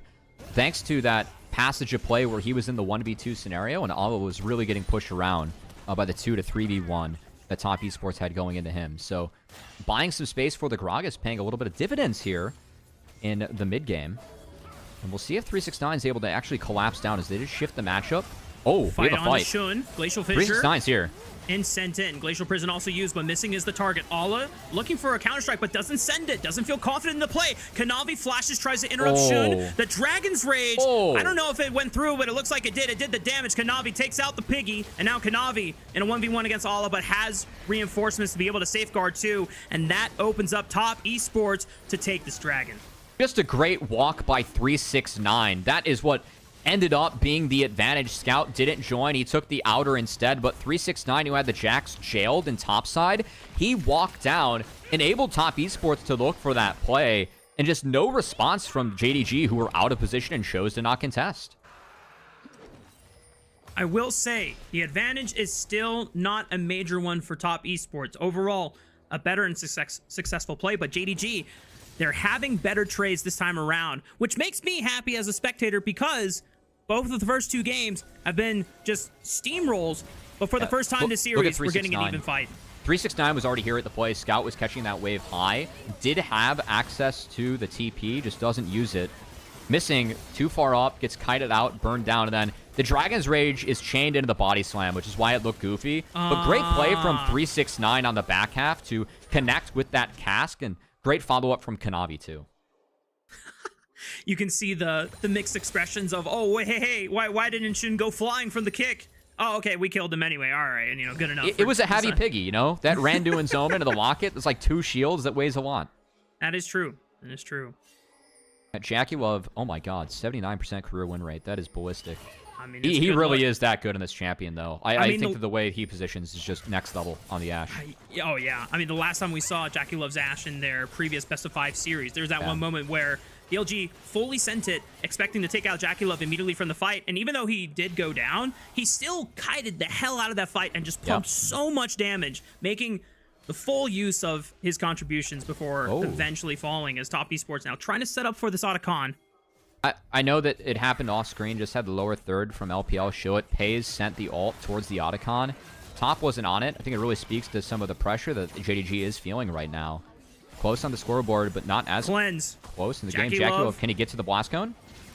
Maybe a little bit. Oh, he sidesteps the Winter's Wrath from Shun, but he gets jumped on by Scout. He's got Kanavi here for reinforcements. Flashes over the wall. Jackie Love, patient as ever on the Ashe, waits for his time and uses his summoner spells beautifully. Baits JDG in, and just like that, it's a swift punish from Top Esports. Decent idea from JDG, but they were completely outplayed by Jackie Love and the support around him. As the crew came collapsing onto the Ashes, JDG, Top Esports did the same. And the comp, it's so hard to break the Braum, the Gragas, the Lee Sin. And for a team like JDG, who we really pitched them as struggling to sync up, especially at jungle and support, we've had desynced fights from them. And if you are not synced up into an Ashe Braum and all the peel that Top Esports is bringing to the table, then fights are going to look like this. As, let's take another look. This is a great look from JDG. But where was missing? He was looking at maybe the Otacon. Wasn't synced up with Shun. Ends up not being able to stop Kanavi. Again, what is Missing doing in this fight? He brings no value to the table. Oh, looks like he was caught. Anyway, Top Esports, they're getting collapsed upon. JDG are just sending it again. Otacon GAs are being expended in this fight. How much can they get off of this? Jackie Love is sent back to the base. Kanavi just might fall next. He wants to take one and all with him. Scout finally falls to Cream. Oh no, Cream. But that is a lot of Otacon GAs being burned by JDG. Not the worst situation here for the blue side team. 369, the only person that survives. I think Cream unfortunately learned what happens when you Zenith Blade a Leona with your W, because he got sent flying back into the team. He was pretty low. But good find from JDG on the back half. But again, the initial fight that led to the Otacon being picked up for top esports, like, where we're missing is Shun. They just were not on the same page at all. And that really is the struggle. And if you are not on the same page going into this comp, you're going to get kited out and be in trouble. This time, good collapse from JDG. They were able to find Jaculov, who, of course, was Sumless. It didn't have the pieces around him as it was this time around top esports being desynced. Braum taken away first does take a lot of the power away from Ash, who relies a lot on proccing the winner's bites and those slows to create the space. So JDG were able to get something off that, but it is now what has gone from being an even game into a 3K gold lead here for top esports as Pays. Well played from him. Yeah, really good satchel charge to disengage from Kanavi's Lee Sin. Definitely could have been a kick flash setup to send that Yordle into the waiting hands of top esports. Now, there is still a chance for JDG, but they are down a sizable gold amount for the first time this game. What was such an even state for the past 23 minutes finally breaks open off of the botched collapse onto Jaculov, expending both of his summoner spells, still not getting anything from Scout. it. And now Scout might pay the retributions of this fight, having expended his own summoner spells. Really? I mean, he's just going to try to take the turret. He's accepting his fate and at least getting some gold back into the pockets of JDG, but it's a three-man collapse. What can JDG do on the other side of the map? There is a dragon to take, but they're not in position to take it. And Missing was in base and is now walking out. And Shun is following him to base and going to walk behind it. So this Ocean Dragon looks to be a sack that is sole point secured for top esports as they blitz their way towards that one. And Ala maybe even on the menu here too. Jaculov arrow 369 coming up in 1 second. It's off cooldown. Explosive cast right into the arrow. Ala has nowhere to go. And top esports just taking advantage of the fact that JDG's members are not synced up on the map. I mean, Kanavi's going legendary on the Lee Sin. And again, like, playing comps like this, if your engage isn't sound, then the disengage and the re-engage, the tools the top esports has, you're going to be punished. And we haven't seen Shoot and Missing on the same page at all. It's another game of the same story for me. As Missing has been, you know, caught out, chunked out at times by the Ash Braum. We've seen plays where, again, that mid-game fight where I thought the collapse on the Jaculov from Scout, Pays, and Shun was a good idea. Missing was walking to Otacon, then like walking mid when the fight was at like the bot side blue buff. There's so many times where I'm just left scratching my head. And again, when I look at how playoffs have gone for LPL, I feel like I can look at the teams and the support, and I feel like the better support has won outside of Missing. JDG are winning in spite of Missing. And to see him and Shun just not be on the same page, especially after what was a really good game one from them. I called it the best game I've seen from the two of them all playoffs. A bit of a disappointment. And there's even a couple of early looks from both of them.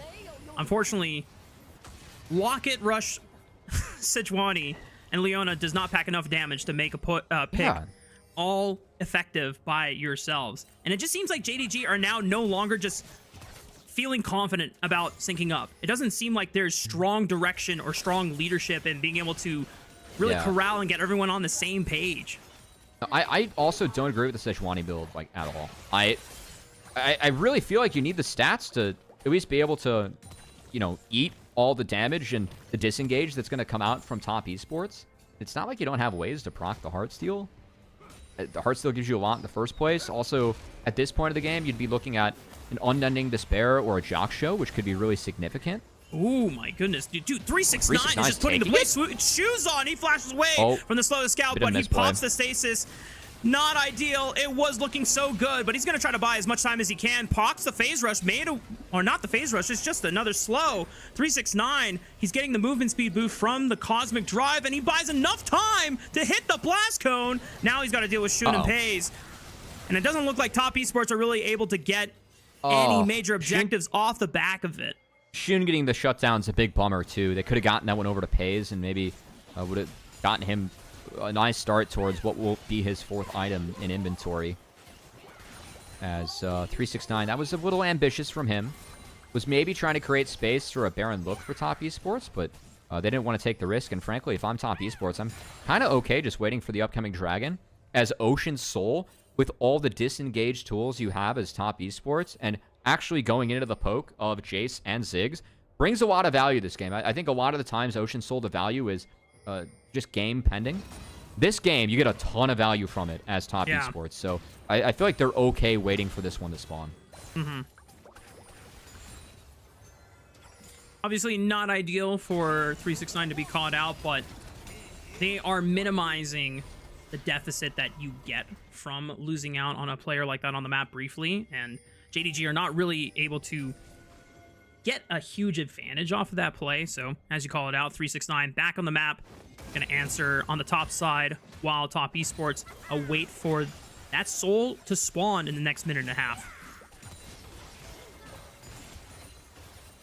And at the moment, the control of JDG is in the top side, so maybe looking to pull Top Esports in, or just expecting the top is going to prioritize this Dragon, which I feel like is reasonable. But Kanavi going to still sneak in, take the Raptors, and we'll see if they can get some control back. Oh. Gonna contest over this red buff. Ala winding up the counter strike. He kicks them through. Shun picks up the red buff, I think, but the explosive cask at what cost gets punted back into the team. Top Esports, it's pork on the menu tonight, boys. Crisp flashes in all by himself, maybe debating the play. Scout is tagged by the Sonic Wave. Kanavi goes back in, flashes away, gets the shield, is gonna survive for now. 369 trying to buy time with the space. Jackie Love pumping damage with the arrows, pops the cleanse. Chris goes back in. 369 is still alive. JDG are still losing this fight. Somehow Top Esports, all through the power of Jackie Love's Ash. He's got a high win rate for a reason, and he carries Top through that fight. I just can't believe that Top Esports dropped 0 members in that one. For how long in the fight were 369 and Kanavi playing with blinking health bars? Man. And now Pay's the one under threat as 369, he's hunting. No flash available, slows him down. The cast, the body slam into another explosive cask off cooldown, sends the Yordle back to the gray screen, and Top Esports, with a massive advantage, are set to close out this game.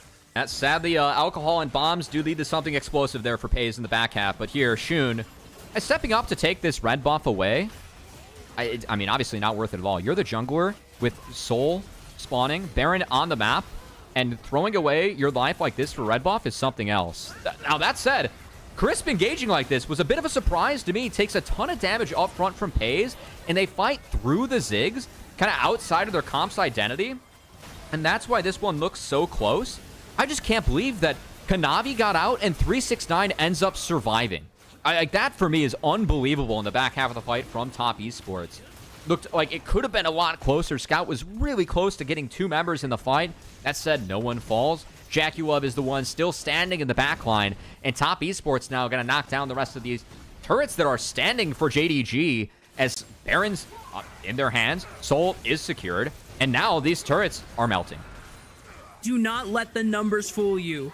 0-0 and 11 Ash does not tell the whole story from Jackie Love in that last fight. He was ripping damage, and it just happened to be the rest of his teammates securing the kills for themselves there. This is probably the most impressive 0-kill Ash I have seen in a game in a long time as Kanavi tries to cut off Scout. He is on the other side of the tracks here. Oh, Glacial Prison right on top of Jackie Love. This is a big moment. Pays blows him up with a well-timed bomb. And now Top Esports find themselves in a pickle. Scout still waiting for a chance to flank, but Kanavi's going back in. Safeguards out. He ward hopped. They've lost Scout. They've lost track of Scout. Oh, they don't know where Scout is. He's just waiting for his moment. He looks for Cream, the rebuttal, to block some damage, but the Mega Inferno Bomb still goes through. Cream flash to the left side, but he's surrounded by multiple members of Top Esports. Wait a minute, Top Esports. They're starting to turn this one around. Ala gonna get stunned up. The body slam is there, but they're kiting this one out. Scout 369 paying dividends in the backline. Oh, but 369 and Kanavi are enough damage. They don't need Cream. They don't need Jackie Love. They're just fine. As Ala sends it with one more counter strike, is going to use the Seeker's Arm Guard to buy some time, but still not enough. Power of Ocean Soul keeps the core of Top Esports alive as Scout is forced to retreat to the base. Yeah, frankly, I'm still surprised that Top Esports took that play. I feel like the 5v4 there might have been JDG's best look. to have a chance, but no more looks here for JDG. That's going to do it. Scouts alive. Top Esports hit the Nexus. That should be game. Death timers are too long. The explosive cast doesn't land into the arrow, but it looks like they have enough damage, just killing through the minions and autoing down the Nexus. Top Esports advance to match point. A great core of the comp identity coming out from Top Esports. Like the Gragas, the Ashe, the Braum, the Lee Sin was impossible to break in this game. And I think it really bought the space for the Mel and the Ashe to pump out all the damage possible for top. So I know JackeyLove was the one who was the one being attacked and really focused in the fights, and I thought he played it well. But man, for me, again, the player of this game is 369. His Gragas, he early picked it blind. For whatever reason, JDG picked the Jax into it, which is a self-counter, and 369 really cashed in on that game. I thought that he played the 1v2 really well, played the 1v1 really well, collapsed on the map, and really drove home his lead across everything and helped Top Esports and Kanavi end up with that big game. I'm just so perplexed that the first 25 minutes of the game, everything was kind of an even state for JDG, and they were holding their own against what seemed like was another composition set to blitz JDG by Top Esports. But the fact that Kanavi was able to get on such a snowball with the Lee Sin once the mid game broke out, I'm just perplexed about what JDG are really trying to accomplish. And we have to go back. It might seem harsh, but a lot of the strength of this composition comes from jungle and support being on the same page and linking up with the necessary damage to make those picks happen. And it's not just harsh. Sound off, Rafa.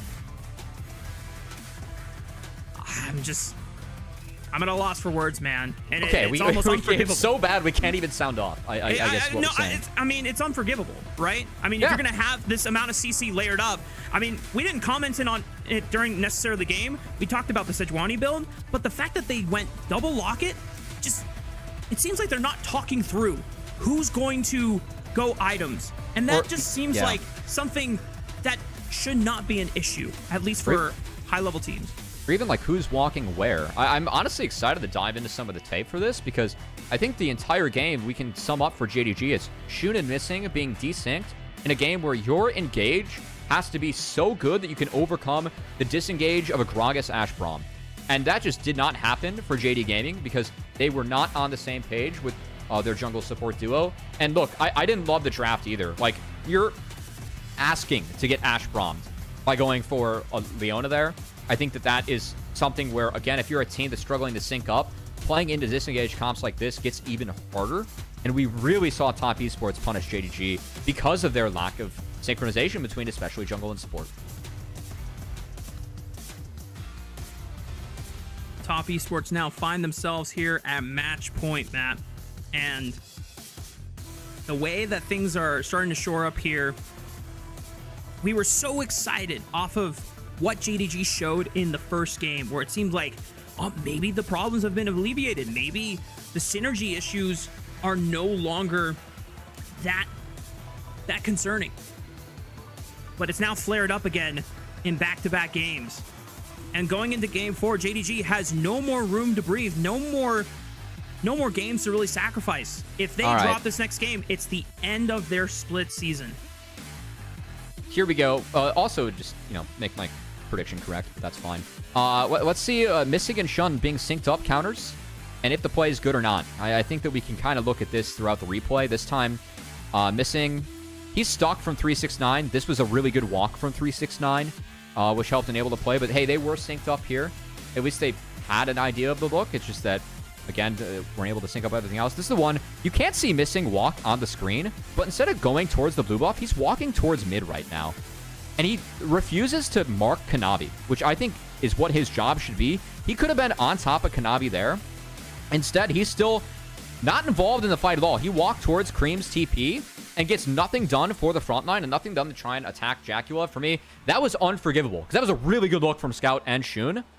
And then here in the back half, this is the Otacon play where JackeyLove is down sums. They split JackeyLove from Crisp, which ended up being very good for JDG. But it's Otacon, and the one fight, it's not like you won anything significant in the back half. And again, Scout doom splitting here. Like all the looks for JDG that we're seeing, it's not like these are really close fights. It feels like everything's just really one-sided because of how split they are. And that's the real disappointment with this super team, because we've seen games where these guys are so talented and are able to win just off the back of how solid the 5 players they have on the roster are. But when your supportive pieces can't support your lanes or can't create winning scenarios, it's really tough to win games at the highest level. And that's been really what the story of JDG has been for me in this tournament, is that it feels like they're winning in spite of missing and in spite of their drafts. Meanwhile, on the flip side, Top Esports, they're not going to take pity on a team that is not synced up. They're going to take every single opportunity to punish and continue fighting through their advantages and strengths. And the fact that even in this fight, where they lose Jackie Love super early on, things look doomed for Top Esports. They can't kill Gragas. They can't kill Gragas. They can't get through the Ocean Soul. The amount of sustain that both Kanavi on Lee Sin and 369 have, and just being able to sustain through the not really strong burst damage nor extended sustain damage that both Scout and Ala have on the Jason Jax respectively, just means that through war of attrition, they're able to sustain through it and endure. Yeah, that again, I think the Gragas pick, the fact that it was taken 1-2 and played at that level, 369 has been rolling all 9s the last 2 games. I think easy MVP for him in this one. The Gragas was just so massive. Now that sounds like a reasonable take, Matt. However, I want to remind you, don't go scoreboard watching. Don't go scoreboard watching. But I'm not saying to disagree with you. I'm just saying we might see Kanavi Lee Sin get MVP vote just because. And to be fair, a good game. The Lee Sin was impressive. The first gank, being able to weave in and get such a huge advantage for 369 to set up that snowball for him was thanks to the Kanavi Lee Sin in the first. It was. I just think that what 369 did on this map, sure, it was ridiculous. For me, it's ignore the scoreboard, LPL voters. Come on. Yes.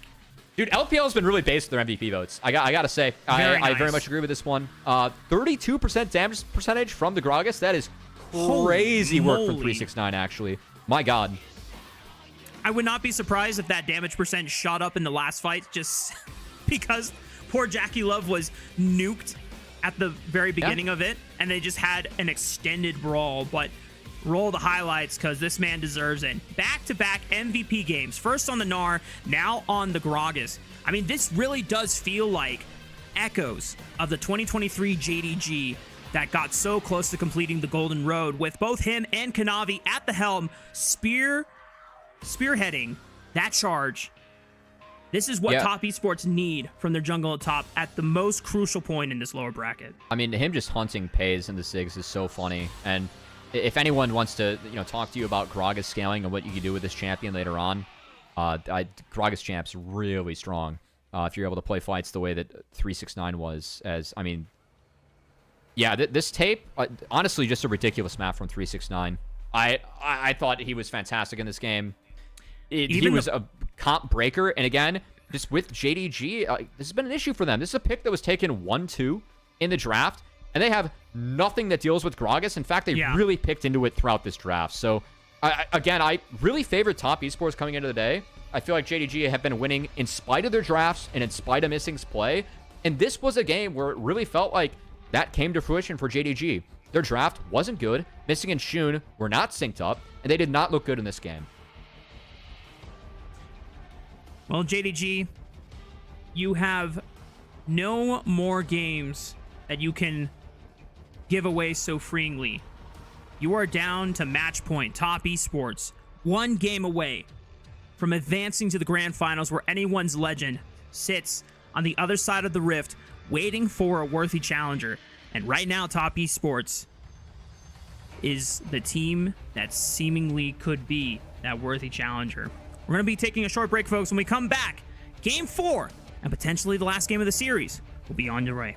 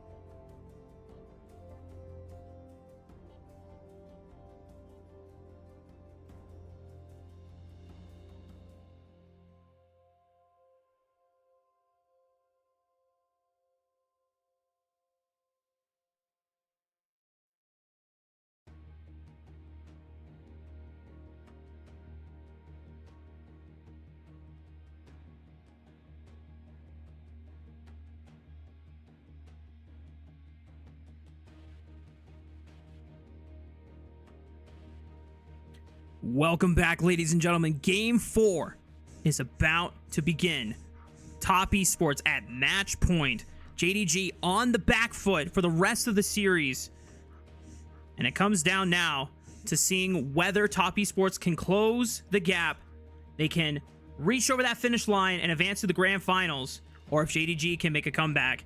And Matt, we didn't get a chance to do this in the pre-show, and I know we've been talking a lot about support difference and how important it is for jungle and support to be really synced up. And I think it's a good time to really give Crisp his flowers, because he has been not only the better support in this series, but he has also been overall on tape the better support in this bracket. Again, I think that outside of JDG, if I look at the bracket for LPL, and I look at this, like, which support plays better, or who do I think the better support is, that predicts the bracket for me. JDG has been the outlier. And Chris has been a big part of that. Chris has been fantastic throughout the playoffs. I think that a lot of his individual mechanics and skirmishes have been opening things up for Top. Like in that clip, he ate the engage, flashed out, had the turn. This clip finds the polymorph on the Zeri, and going to have some nice blue suede shoes to get out in the back half. This is really good stuff that we've seen from Crisp. And I feel like it's really helped level up JackeyLove and been a big part of why Top Esports is now one game away from making it into the grand finals.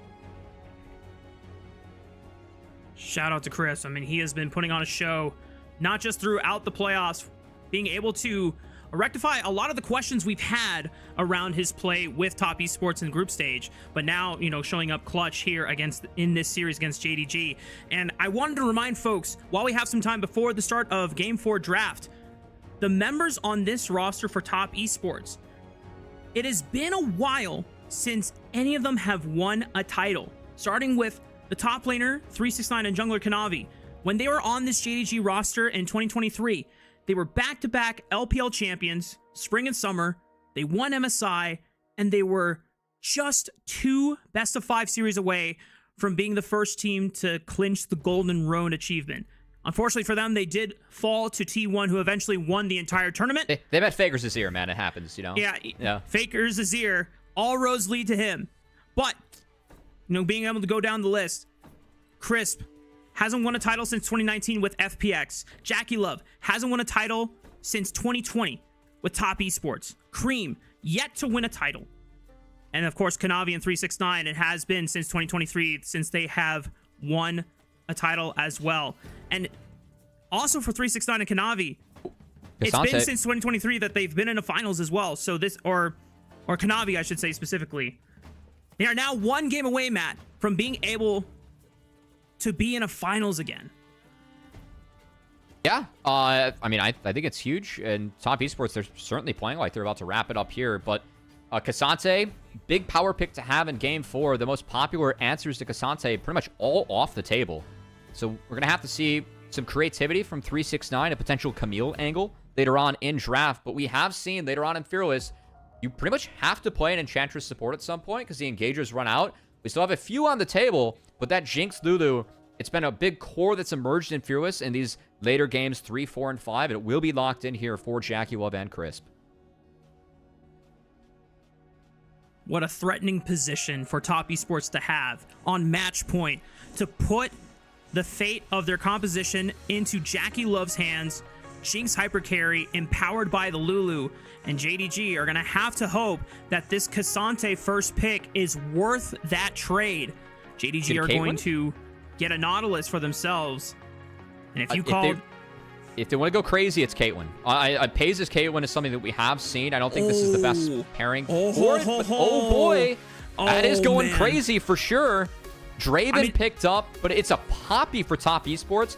I just feel like Top Esports are miles ahead in draft. If JDG don't get anything done early, especially in the bot lane, they're going to get monumentally outscaled by what Top's showing right now. And the crazy thing is that we know that JackeyLove made a name for himself when he was on the come-up in solo queue as a Draven player.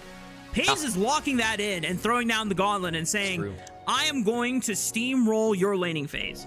I am going to deny you match point in this 4th game.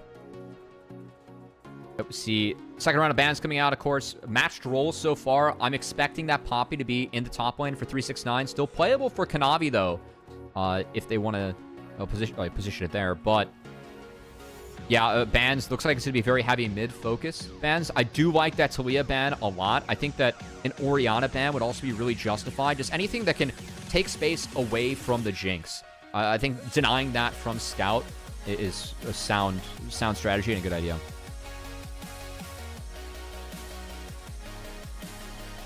What other champions will JDG try and snipe away? Ooh, a Pantheon. Top Esports are taking away the Pantheon. I mean, I like the call since there's no Nocturne, there's no Kindred already. And with 3 rounds of draft phases gone, and now the Viego sniped away for Kanavi, Shun is seemingly limited on what champions you can pick if you want something that can skirmish. No more Lee matchup. Victor would be nice for at least keeping Top Esports at bay. They do suffer from range right now, so Victor poke actually quite valuable if Scout wants to go for that. I think Cream would be most likely to play Orianna or some sort of playmaker into the Victor to try and get the pace of this game going. That does help buy some space for Draven, but we're still going to struggle with creating space for Draven in the end as Shun. We're going to play Jarvan in the Poppy? Probably not ideal. I think However, I think Volibear's a good pick. Yeah. Because you don't have any dashes in his kit, and you still have powerful CC. JDG still taking their time. Their gambit is on the Zyra. So once again, not necessarily a champion that heavily skirmishes and plays aggressive in your face, wants to scale up, wants to power farm. Will JDG give Shun the space to actually make that economy advantage? I think space is the big thing to talk about right now. I don't mind the fact that JDG found a lot of range against the very low range composition of Top Esports, as Cream will self-counterpick himself for the lane, but frankly, I think this is the playmaker that they need. The comp is all about getting a kill on the Viego, on the Jinx, and running the fight from there. JDG, they do have some squishy members that are going to have to stay safe, stay protected from the onslaught of Top Esports early on in the fights. I think a lot of their play pattern, it's going to be about picking the right spot with the Nautilus, but they can lean on the poke of the Zyra and Victor to help get favorable scenarios as this game goes on. Do want to look out for early on ability to split map for Kanavi.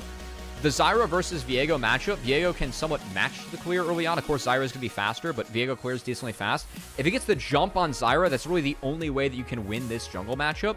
So curious if, with some of the split map scenarios, if we can find a setup where Kanavi is able to get up in the face of Shun early on to slow down the Zyra pick.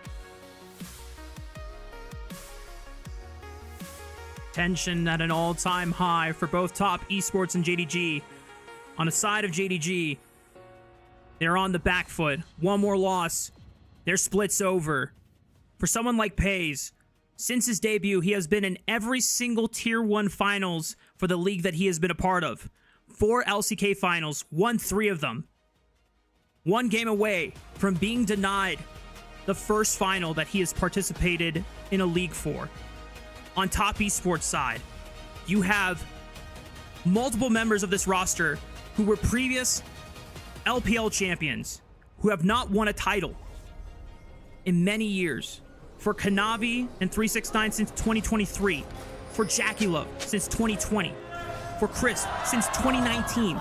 Cream yet to have won an LPL championship. Winning this game gives them the keys to advance to the grand finals and put themselves one step closer to hoisting that Silver Dragon Cup. I know, especially for Cream, getting that first one and then also getting another chance to go international, a place where Cream didn't have his best performance going back to MSI of last year. Something that Cream will... I think it's the right time for him to get some revenge on. We'll see if Cream can continue to step up and scale up. I don't think Cream has been player of the series by any means, but he's been doing his job in the Scout. And to take down both Knight and Scout to make it into a final, that's a pretty tough road to deal with.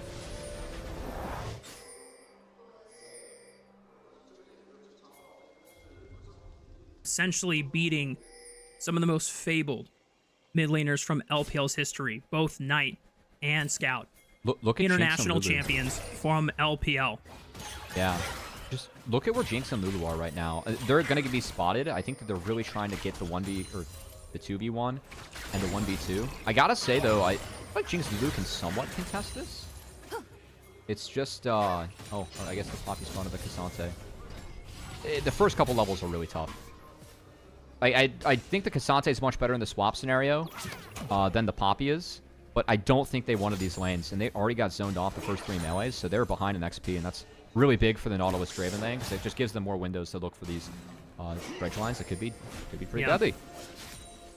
The words of I'm a cutie pie echoing. Level 2 power spike. They don't even need it. They find the angle for a quick dredge line and a couple of axes thrown into Chris' face.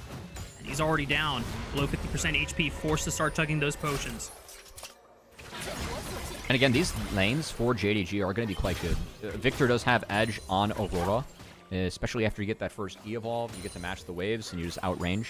And Kanavi, sadly, on a ward, is spotted by Scout, who is hugging the right side of the lane and does ding 3 pretty quickly. So Kanavi not going to get anything done here. And it's still and they want to bait spotted. it. They want to play like Scout is dumb, but Shun catches him with the grasping roots, and Kanavi's now in trouble. Nautilus rotating. Forced to run, missing the first one on rotation. Even Pays is in tow, but Kanavi is able to make himself out of danger. Yeah. No need to burn the flash. I like the idea here from JDG, but oh, hold on, 369. That's Force the flash. Nicely done from Ala. Gonna look again, missing on the bot side of the map. Dredge line right on to Jackie Love. And the way that Pays set that up using the scatter from his E gives the dredge line a clean line to fire that through. And now that's 2 summoner spells gone from Jackie Love's Jinx. Yeah, both sums is significant there. Jackie Love forced to reset, and that's just going to be the swap initiated. The Scorch not enough to take Cream down. But you can see that Jinx through. They're just going to be sprinting topside. 369 going to have to find a way to get out and TP bot. Cream is forced to recall. The plant's not going to do enough damage, and because he's got to try and catch the wave. Faded Ashes yet. I mean, yeah, Cream is really under pressure here. I mean, he did level. Looks like, yeah. He's going to be able to pick up the wave now, so it's not the worst thing in the world, but being stopped on the recall, not ideal. But as you called out, Jackie Love and Crisp already returning to the top side of the map. All is going to take this recall and answer 369 on the bottom side of the map, who already used his TP as well. Just short of canceling, yeah. And again, XP advantage in favor of Pays. Pays might look to stop this recall. Yeah, we'll do so. And now missing. Gonna get the control word. I think Top Esports were looking to flop the lanes there again to send the Jinx Lulu bot and get another moment where they have some reprieve, but not the case. Instead, missing. Gonna play really far up, and they get the wave here. And again, Jackie, Love, and Chris, they're just gonna be in jail. They cannot survive the onslaught of Draven Nautilus early.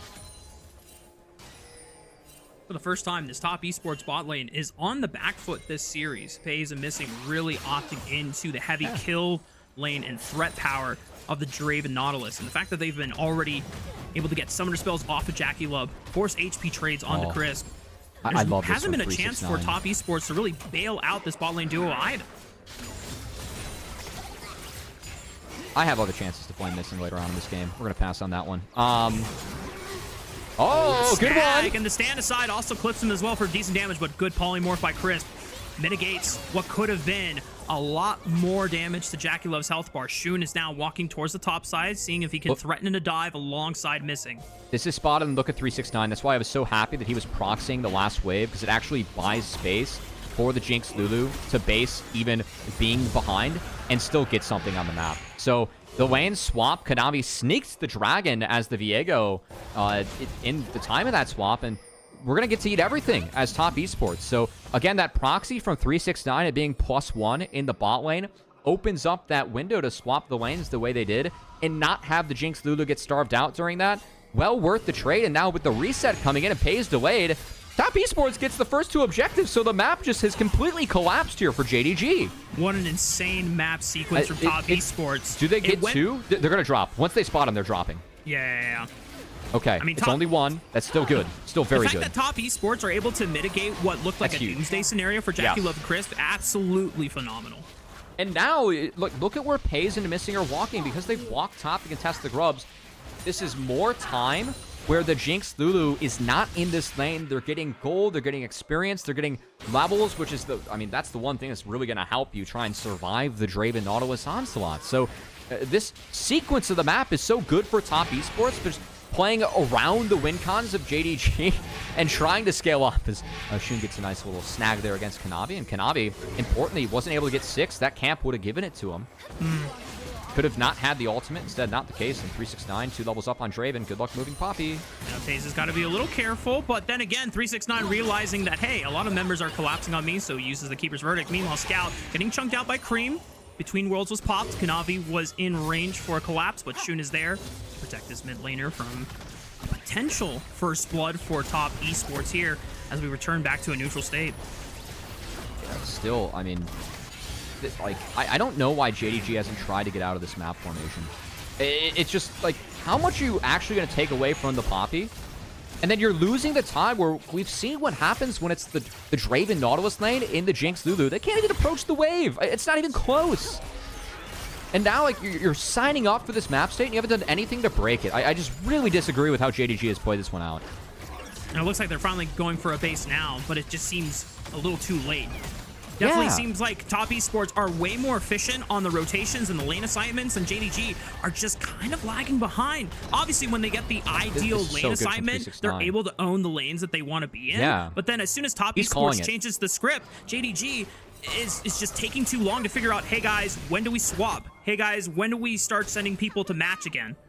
369 has TP, and look, they're both walking towards mid. This enables you to pick the lanes that you want. And I love the synced recalls from both side lanes. If you're a team watching from home, you can learn a lot about how 369 proxy that wave, and every single base that each side lane has been synced up because it allows them to do this. Look at that. They walk mid so that they can pick the lanes they want.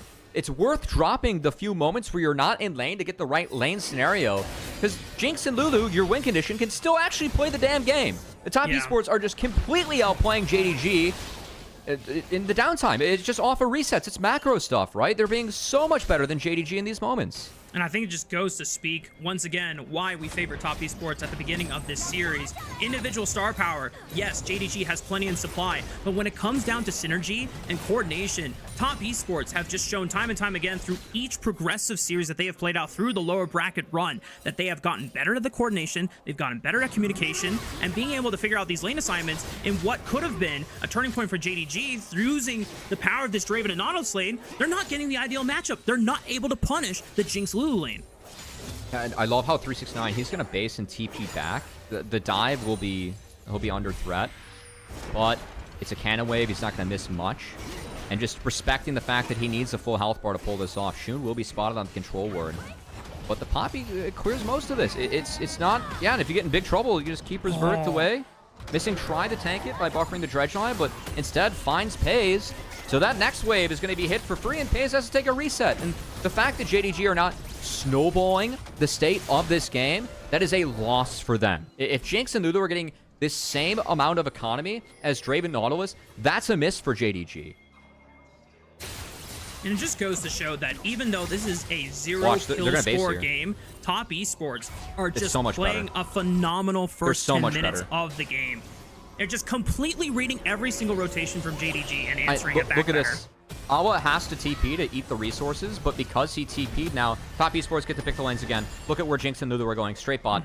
Yep. And I mean, Poppy's dirty farming this wave. I would have left this wave, but the dirty farm will get you a free dragon. Yep.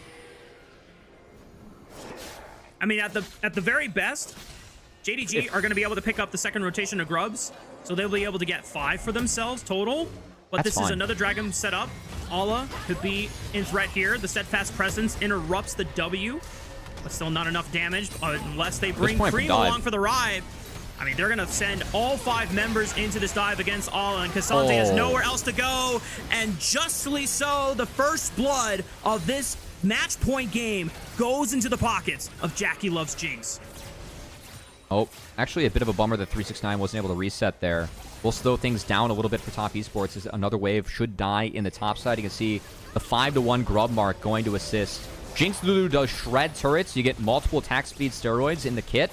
So actual ability to maybe contest here, but looks like JDG is going to win out.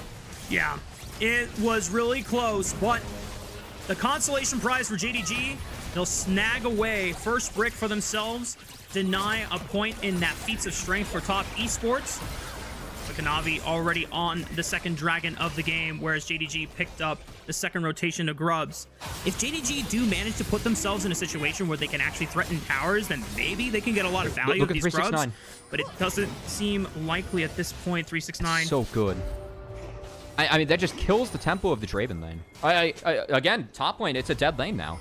369 is a Sunfire cape. Oh, well, not yet, but working towards it. So it's not like he can freeze it. But just stopping Paze's base and buying another 30 seconds where nothing's getting done on the map.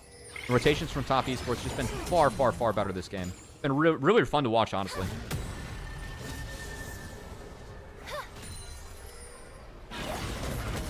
It's just been an excellent display of macro play from top esports. Now, Ala is forcing the all out, but Cream just pops between worlds, links to the other side, and he's totally fine. Yeah, not bad. Paze now. Oh, no, and no, don't tell me that way. Paze dies. Okay, flashing over the Chompers, dodges the Super Mega Death Rocket. Shun tries to answer back the Dredge line. Missing! I'm not sure what that was trying to hit, and now Missing is in trouble. Is going to be forced to flash. Kanavi tries to look for it. Good route by Shun. Maybe saves Missing's life, but I don't think so. The damage is coming in, and 369 flashes with the steadfast presence to interrupt the Dredge line, killing Missing in the process. Top esports up 2 kills, and even though it's not a massive gold advantage, just based off the way the compositions are playing out, Matt, you can just feel this game slipping away from JDG. I mean, that Dredge line from missing the stun target is pretty unfortunate if you are JDG. I don't know how much that actually changes things, but again, this is a culmination of the last few minutes of far superior play that we've seen from top esports by just picking the right side lane matchups. And then Paze, the one time that he walks up, gets hit by the zap. That forces the flash. And now, Shun, Crisp is knocked up.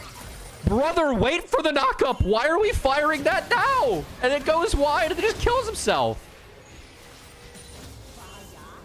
And here comes 369. That man was on a mission. He was going to deny the kill. My goodness. Great walk timer from 369. Yeah. Like his use of timers in these dirty lanes that he's been playing, where he just gets a wave at +1 and then he's like, team, look, I'm there. It's been a big difference maker in the last 2 games of this series. I didn't even realize until watching the replay that 369, I mean, the chance killed that he also kills Missing in the process with a W, right? But he was also angling for a slam onto Shun, which is why the Zyra immediately flashed. And so top esports just playing on such an insane level right now. I mean, it's a low kill game, but remember, these guys want to scale up. I mean, they want to stall for Jackie Loves Jinx to get items in her pocket. And then once Jinx has 2 items, 3 items, the game is, I think at that point, it's just irrecoverable for JDG. Again, I just think that the core, like the Poppy here, Draven does not get to move a Poppy ever in the game. Just the raw stats you get as a Poppy, and then your ability to just sit on Draven, you're so impactful and effective. Like the onus of execution is so difficult now for JDG, and you're playing a Draven Nautilus from behind. And again, it's not like top esports did anything magical. It's just that JDG had absolutely no respect for some of the swaps that were pulling off and didn't call the bluff of top esports once. Top esports were the ones that completely got to dictate the side lane matchup they wanted in a game where it's essential for JDG to have the 2v2 for this Draven Nautilus. About 15 minutes into the game, 20 seconds before the next Rift Herald spawns, a minute and some change for the 3rd dragon. It is a Cloud Soul this game, and a lot of these champions on top esports side Kanavi's gonna get the jump. A lot from Cloud Soul. Shun, no flash available. Kanavi goes for the root. Wait a minute, Kanavi is now overextended. He's got no way out. He flashes, but All is just going to scoop him right up. But the Heartbreaker buffers through. Oh, but Paze, great snipe with the whirling death, and that gets JDG's first kill of the game. That is significant. Paze has not died. That's a not a collector cash out, just that art. Wow, a lot of damage, of course, benefits from all the stacks you have. So every catch from Paze went into catching Kanavi there. And that will be the feats of straying. At least one more step secured here for JDG. As they pick up the Rift Heralds, that will mean that this upcoming Dragon pretty much decides who gets the feats. So huge for JDG, and suddenly a glimmer of hope lightens up off of Paze, getting an insane surge of gold into his pockets. 369. Oh, great by Olive by the Keeper's Verdict, but wait a minute, he's got to deal with Chris now. Using the Lulu ultimate to give 369 a little bit of extra HP. The all-out version of Cassante. Mana? Can it do enough damage? There's no mana for 369. Alla wins out. Here comes Super Mega Death Rocket from downtown. Jackie Love equalizes the kills. Top Esports still finding their stride here, but JDG, they are not going down without a fight. Yeah, unfortunately, the mana check there for 369 wasn't there. Couldn't throw down a Q, which could have been enough to kill the Cassante in that skirmish. As we're going to get a replay. This escape from Kanavi, he played this one so nice. Steps under the root from Shun. And then the flash into the stun that locks out the animation just enough to get him out of there. But unfortunately, one more tool from Pays. And that's a nice 700 plus gold cash out. 713 there. That's an early collector for the Draven. And again, that feels like JDG are kind of back online. When you have a Draven this far ahead, your ability to try and walk up and assert your will, your dominance on the game is big. That said, it's still really tough to move a Poppy. So I don't think that this is still a great setup for JDG, and even gold games still means that Top Esports are ahead of where they should be at this point. JDG now has to find moments where they can catch out Jackie Love and force these summoner spells off cooldown. 369 stepping up to the mid wave. Keeper's Verdict doesn't find any members of JDG. Missing, forced to flash away. And it looks like 369, his pressure alone gives Top Esports the tools to take out the Rift Herald before it takes out the tier 1 turret completely in the mid lane. But now JDG, you have a moment to take position of this river. Scout's been quietly farming this game. Did get bought all the way in. So Top Esports going to have to drop that to get Cream in. You can see the poke from the Victor. It is significant in these setups. Again, Top Esports, their comp, it doesn't have the most range. So this Victor poke, like the range you get to play in where you can lay down these lasers and actually land significant enough poke to impact the objective setup, it's real. And Scout, like getting bot wave in to where it was, that is going to be enough to just get them the dragon, which is Feats. So a nice win here for JDG. And suddenly JDG are back in a position, at least for now, that they can try and wrestle control away from Top Esports. They're technically up on gold. They're up on grubs. They're still down a dragon. But this is the best point in the game. The fact that Pays has a collector, but he might be overextended here. Cream, not going to get in range just in time. Pays still had both summoner spells available. So at the most, probably would have burned a summoner spell if Cream could close the distance. But the fact that JDG, they're back in a position where they can actually try and find the snowball, it all just comes down to being able to find Jackie Love on repeat with this Nautilus. Missing, gonna get some control in here. Chris forced off by the Zyra. Kanavi does win out on the poke war. As Jackie Love steps up real nice and aggressively and gonna score some good chip damage onto Alwa because of it. Stepped under the Q3 from the Cassante and delivered some pain back. That's what we love to see from Jackie Love. Always someone that's willing to trust his hands to make plays, and as he's gotten older, the mistakes have just gotten less and less, man. This guy is just... It really is a treat to watch Pays and Jackie Love in the same series. I know we just flew the jacket, or the lower third, the two players to win international tournaments within the first 2 years of debuting. That's ballistic, being able to do that. And then both of these AD carries have such similar stories as well, right? They're only just separated by 5 years. Hang on, Hala looks for a pick. Cream getting caught up here by missing. Good dredge line, and now they're looking with the depth charge onto Jackie Love. You imagine that a flash should be burned anytime soon. There it is. Jackie Love now down the flash summoner spell. And even though JDG cannot lock down Jackie Love for the next 5 minutes, they'll have another opportunity to look for a guaranteed kill. And Avi going for the contest a little bit unwarranted there as JDG full deploy to the top side. Maybe thinking that JDG would play for the Otacon, as Kanavi made that play without full info. I think that is one reason why they could have been that far up, but a nice hook there from Missing. Actually found Cream and got the depth charge on the Jackie Love and ended up getting both flashes out of the carry as we're taking a look. Again, the deploy here maybe just thinks that it's an Otacon contest. Like, this is a lot to put onto the top side. Really well played by Awa. Separated Kanavi. Was not able to ult out, and then Missing just in range for the depth charge against Jackie Love. Again, the flash from Cream and Jackie Love both were taken away in that skirmish. So good win for JDG. Yeah, they're making small triumphant steps forward in the right direction here. Getting these picks, trying to push that gold lead even further and further for themselves. Still, it hasn't been blown wide open yet. But now the fact that Jackie Love is down a summoner spell makes that target pick even easier. So is Cream, who's down a flash. Chris DPs. forced to... 369. be able to come over to the bot side on the map. The bailout is mid laner. 369 teleported in. Could be in trouble here. Cream pops the ulti, tries to buy some space. Blinks back in. Ah, that was close there. Cream almost died for sins, but he's able to blink back out to safety, and JDG continuing the pressure through this bottom lane.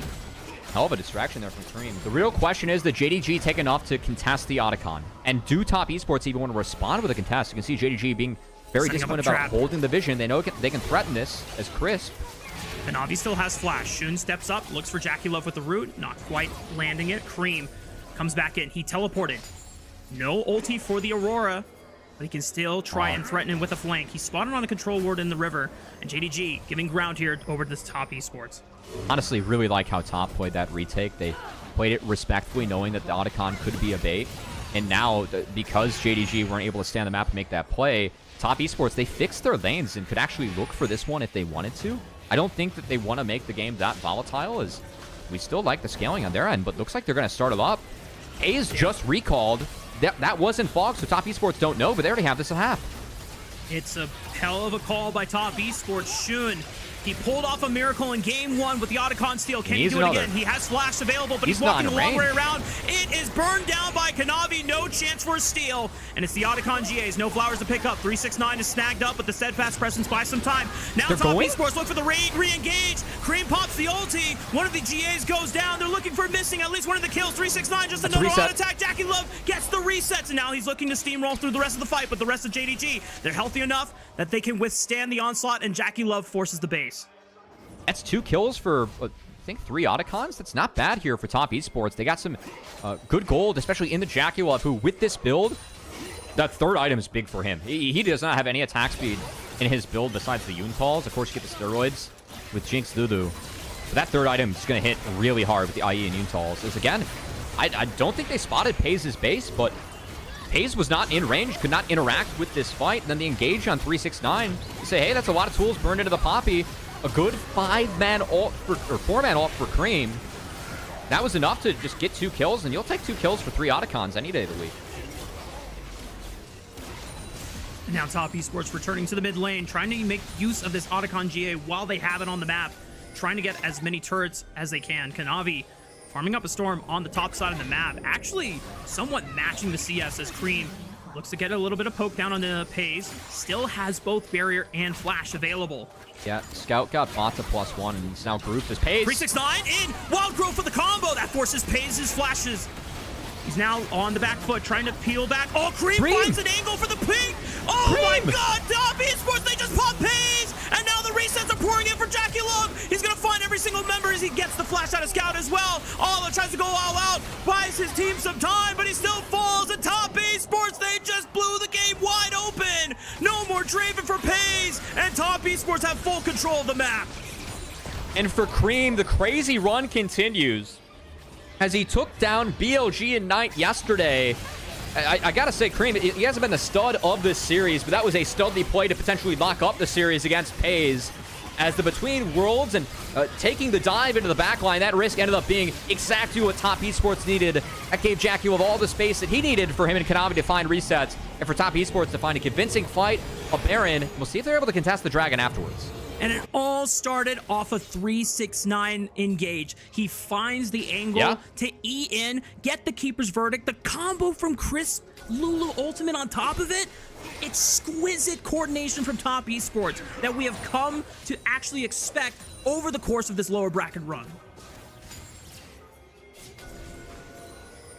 Now, Dragon has not been spotted. They actually have a ward on it, so Top Esports is guessing that JDG is in this brush. They're playing really disciplined around it. They're going to play the wave first as 369. Dredge line does not connect. A flash. That's full info now. Burned. JDG fully seen now. They're going to take the fight. 369 steps up once again. Wild Growth used to get a minor knockup. Missing. Almost down at full HP or low. 369 able to push through. Another reset pours in for Jackie Love. Shun on the retreat. Missing somehow. Made it alive. Cream stunted, but he still kills Missing in the process. But it's a trade now. Paze able to find a small cash out there, and Top Esports, they're low on their carries now. They're forced to retreat. Scout and Shun did some work on the back half of that fight. It went unspotted, but just a lot of chip damage ended up being taken by Jackie Love. Shun's dead. Maybe? Oh, Kanavi is actually, he's in trouble, man. He's got the help of Pays, but here comes 369, waiting for them to pop over the wall. Keeper's verdict will punt over Pays. And now Shun cannot collapse onto Kanavi. 369 is doing everything to save his team. I mean, again, this Poppy just can't be moved. Like, they don't have the people to do damage to the Poppy outside of Zyra. Now 369 on Scout. 369 flashes over the wall. The knockup combo once again. The bounce house Scout is dead. Kanavi picks up the reset, and Top Esports now have a window to take this dragon for free since JDG, they don't have a mid laner. Navi will buffer the dredge line and Missing. Soul Point looking to be secured here for Top Esports. As Shun, unspotted.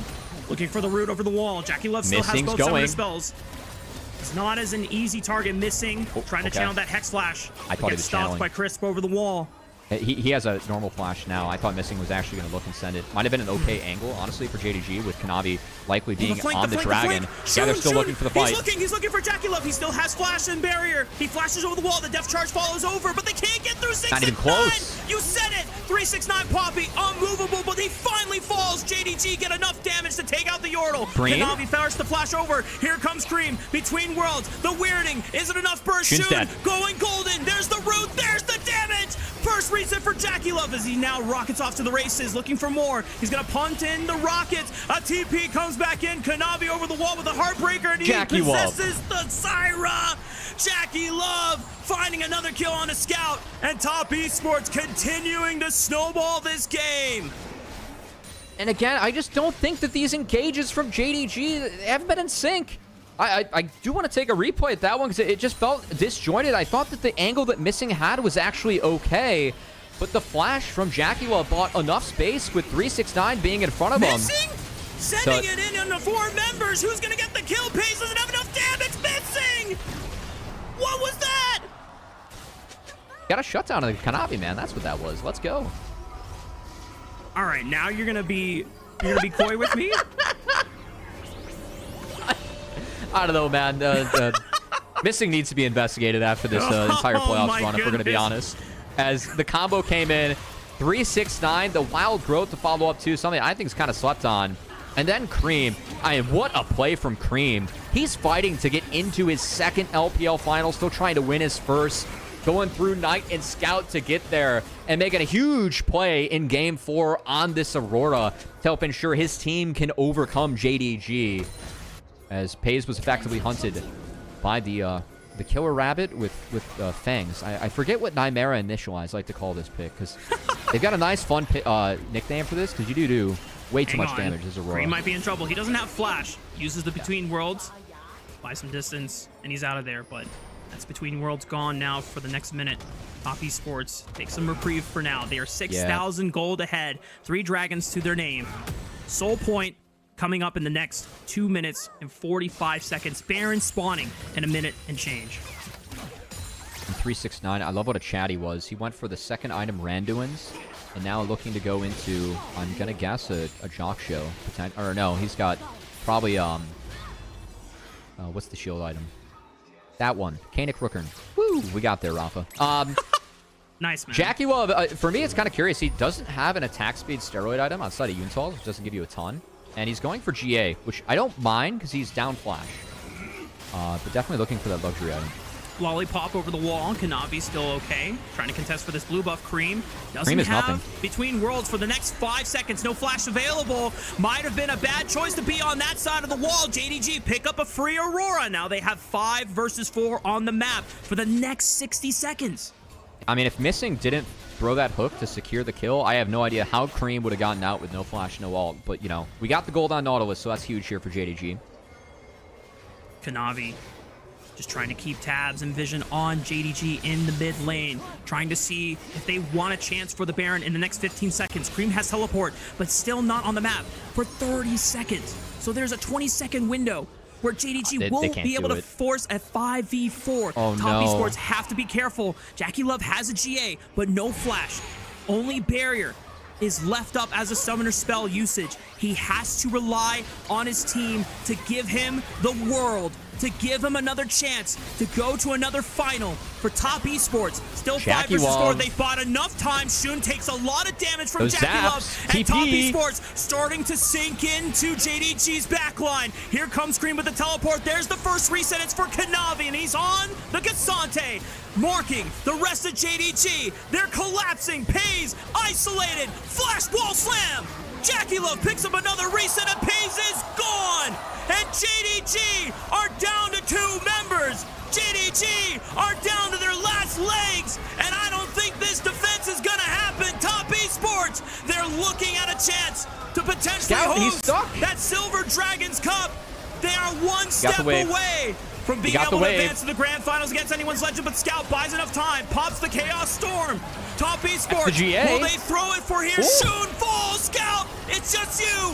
1 versus 3, can he do it? He finds 369, but Cream assassinates him. But it's not enough for Top esports to end the game. And for now, JDG can thank Scout for giving them just more time.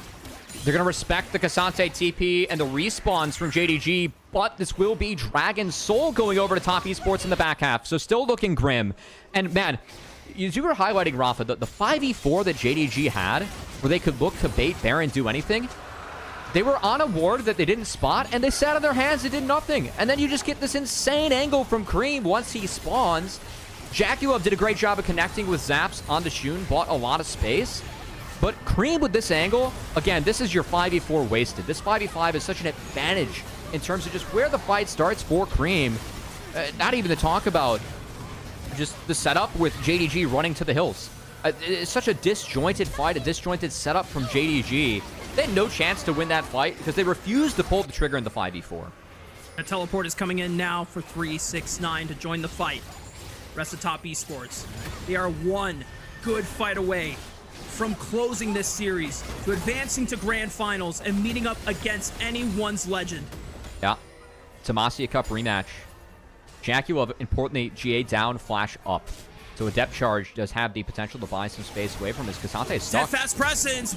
Ala forced to flash. Cream has the flank. They popped Shun. Good night, Syra. And now Cream has a chance to threaten Pays. Forced to flash. Still has the barrier. Missing over the wall. Throwing everything he can against Kanavi to stop the resets from going. Pays picks it up. Gets the cash in. But he's got to deal with Jackie Love. He's got to deal with Cream. And it's just not enough. Top esports. Ace for 4, and Jackie Love will remind the world who the best AD carry in the LPL is. Pays will not get a chance to continue the final streak. Top esports will return to the final stage and advance and face off against anyone's legend. And padding some of the scoreboards too with that end game stats there, Rafa. Jackie Love, pop-off performance from him. I believe it was Deathless in the end, piloting a Jinx Lulu into the Draven Nautilus. I mean, that's tough to do going Deathless in that game. Very impressive. But man, big difference makers for me in that game. How the side lanes were played in downtime. Bring your mind back to the earlier stages of the game. How good 369 was with syncing up his recalls with the bot lane and making sure that they had the right lane assignments consistently in the early game. That got Top esports off to such better footing than JDG and really helped enable them to take this one down. And again, JDG, for me, they made it to top 3 in spite of drafting and in spite of how poorly missing play throughout this tournament. That is, in one thought, pretty promising for JDG moving forward.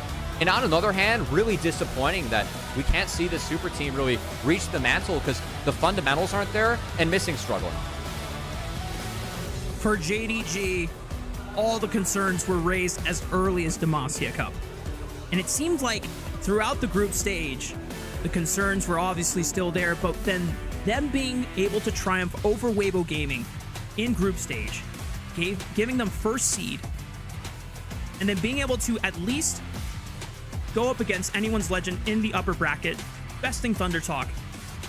There's a chance that maybe JDG are finally getting it together.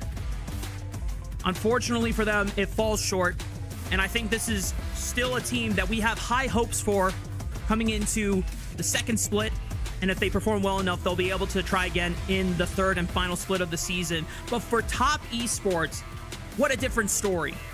another roster putting together new players in Kanavi and Crisp. First time on Top Esports, joining up this core of 369, Cream, and Jackie Love. And they had their problems too in the beginning in the group stage. They fell short against Anyone's Legend in the Demacia Cup. They were only the second seed, and they had to have fighting for their lives every best of 5 on the way through this lower bracket run. And they have made it all the way to grand finals, where now maybe they have a chance to make up for the Demacia Cup failure and being able to get vengeance against Anyone's Legend. The potential to do so again. How crazy is it? The two teams that made it out of Group A now sitting in finals, Rafa. So it will be a best of 5 rematch against Anyone's Legend. Of course, they dropped while AL was the top seed in the group. On Top Esports, we've seen a lot of tape from them. What they've put on the Rift to make it back to finals, it has been sound. And I just really like some of the fundamentals and discipline that we're seeing out of this team. I feel like 369 is having a really, really strong tournament. I think for me, he's the player of the series today for Top Esports. I thought he was fantastic. Even if Jackie Love likely going to get a pog in Game 4, which is deserved. But man, 369, just a massive difference maker in this series. This guy was on point pretty much every single game in this series. We go back to the Gnar in Game 2, the Gragas in Game 3. This Poppy was unmovable, as you called out multiple times. It was just a giant wall that JDG, despite some of the hopes of being able to propel PaYS up into a strong mid-game snowball advantage state, completely shut down. 369, always the first one in, throwing his body, using it as a CC bot chain to just stop PaYS in his tracks. Absolutely phenomenal performance, and if 369 continues that kind of track record, Flandre's got some real competition cut out for him. Honestly, the Flandre versus 369 finals matchup, what year are we in, Rafa? Is this really the grand year of 2025 in the LPL? We have these two guys still playing at this level. Will be a fun one for sure. When we dive into that, will be Saturday morning if you are Pacific time, and I will let you figure out the time zone conversions from there. But we'll be on Saturday, March 1st. We got the Group A rematch, and what should be a fun one. I think Top Esports have put together enough good games where I think going in at the moment, my gut says that they're a favorite. I think that Shanks, for me, is the person that really will have the biggest edge going in. As I know Cream had a fantastic Game 4 as well, but I think Shanks has been fantastic so far in this tournament. The fact that Cream was able to best both Knight and Scout, some of LPL's most fabled mid laners that have been able to give them huge rewards for LPL on the international stage. Hold on. I'm going to have to Wikipedia something in a while. When was the last time we saw an LPL final without Knight or Yagao? I'm just going to throw that one out there. I know Knight's been in there since 2023, but the fact that we have Shanks and Cream, like, again, these are the two mid-laners that we talked about early on as kind of the up-and-coming crop, the one that people are hoping will contest the likes of Knight, or even join in the mid lane. The fact that these two players have a chance to get a final under their belts, especially this early in their career, and seeing some of at least the improvements in prowess from each of these players. I think Shanks has been a huge standout. Cream for me has been a bit better this split as well. Big opportunity for both of our mid laners to add a positive notch as their first final in the LPL. First final victory, I should say. Yeah, it's an awesome time to see the LPL mid lane talent pool really expand and get a chance to see some up-and-coming stars make a name for themselves, win their first LPL title. Because I don't think Shanks has won one either, so we're going to have a new champion from the mid lane role that has never won a title before. And for the story of both Anyone's Legend and Top Esports, obviously Top Esports have been a favorite and a staple in the LPL for years, but Top Esports have not won a championship since 2020, when Karsa and Knight were the jungle mid duo. Still had 369 in the top lane, still had Jackie Love. The support escapes me. I think it was Yuyanjia? Yeah, there is a ton of supports going back through my faint recollection of LPL history as we are still doing our homework and catching up on the vast years of LPL that yeah. have occurred. I mean, I'm looking, and I can't see a final. It's been a long time since I saw a final that didn't include. You think Scout, Xiaohu, and Knight? It's like a final that doesn't include those three mids. Even you can throw in Yagao in there. It's been a long time since that's happened. I'm at least at 2021 right now, and I still can't see one. Yeah, our production is telling us 2021 summer, OnePlus Phoenix and EDG. Then that was would that have been Doinby? Yeah, it was Doinby Scout. Doinby Scout was Scout. on my list. So again, a chance for a new mid laner to get their hands on their first LPL trophy, especially in this league where I really feel like there have been so many mids that have just ended up dominating the league. Like mid for me in LPL is definitely a role where, you know, if you aren't at least this tall or this good to ride, then you're going to struggle. And it feels like Shanks and Cream have been just short of that historically. But to see them in this format, this split one of 2025, each make their own finals respectively, I think that's really huge. And frankly, like Scout and Knight were huge for like that next generation of mid laners that were going to challenge the likes of Xiaohu and Doinby. Who knows? Maybe we could see two new mids that are going to try and challenge the likes of, you know, Knight and Scout. Now, the fact that we had both of those mid laners fall, the cream of all people in top esports, to make it to the final is huge. And the LPL broadcast officially decided the player of the game does go to Jackie Love's Jinx. I mean, this composition was built for Jackie Love to succeed, and the entire squad, top to bottom, ensured that Jackie Love never died, never fell. Even the times when he lost both of his summoner spells, Jackie Love was still safe enough to continue pumping out the damage and causing the downfall of JDG. And it really brings back memories to the JDG Top Esports rivalry in 2022, where the last time that these two fought in such an important final, 2022 summer, and unfortunately for Top Esports that time, they fell to the victorious JDG 3-2. A little bit of redemption for Top Esports as an org, and yes, it's a completely different roster for JDG and some new players on Top Esports, but the fact that that series contained Jackie Love versus Kanavi, and now that Kanavi is on the Top Esports side of the matchup, it's really so damn cool to see how history has evolved, how the storylines have changed. And now for, once again, Top Esports going to another finals, maybe a stronger chance of hoisting the Silver Dragon Cup again for the first time since 2020. Yeah, Jackie Love, MVP of Game 4. 369 for me, MVP of the series, as he was a big part of both the history of Top Esports and JDG in that era. Gets a chance for himself to hoist another trophy, too. Again, him versus Flandre, man, what year is it in the LPL? I find that wild. Yeah. Such an awesome time for the LPL if you are being able to tune in to all these games and see the storylines evolve. And we get a final chance to look at this bracket. Top Esports have made the run all the way through the lower bracket, earning themselves a spot in that grand finals against anyone's legend. And as you called out, Cubby, this is the 2024 Demacia Cup rematch just during the off season, where both of those teams didn't have all the time yet to really synergize and start coordinating and developing the strength of this team to its peak. They have now had a full split under their belt, and we're going to get a chance to see what that full strength looks like on Saturday morning when both of these two teams clash and battle it out for the LPL title in our first split of the 2025 season. Yeah, I'm excited to see that one for sure. I think that Top Esports going through that lower bracket gauntlet run, seen a lot of good tape from them. Anyone's Legend, of course, taking the fast track to the finals. A lot less tape on them, so potentially more surprises to go up against Top Esport in the Fearless format. But man, I know one thing's for sure. That Jinx Lulu in games 3 and 4, someone's going to first pick that. That's going to be really heavily contested because we've seen both Hope and Kyle and Jackie Love and Chris. Boy, that's a great success. And I'm just excited to dive into that series. It feels like Top Esports, it's really deserved for them to actually be in this scenario. A little bit of a road to get here. But we've seen them, I mean, I think certainly be the strongest team that we had in lower bracket.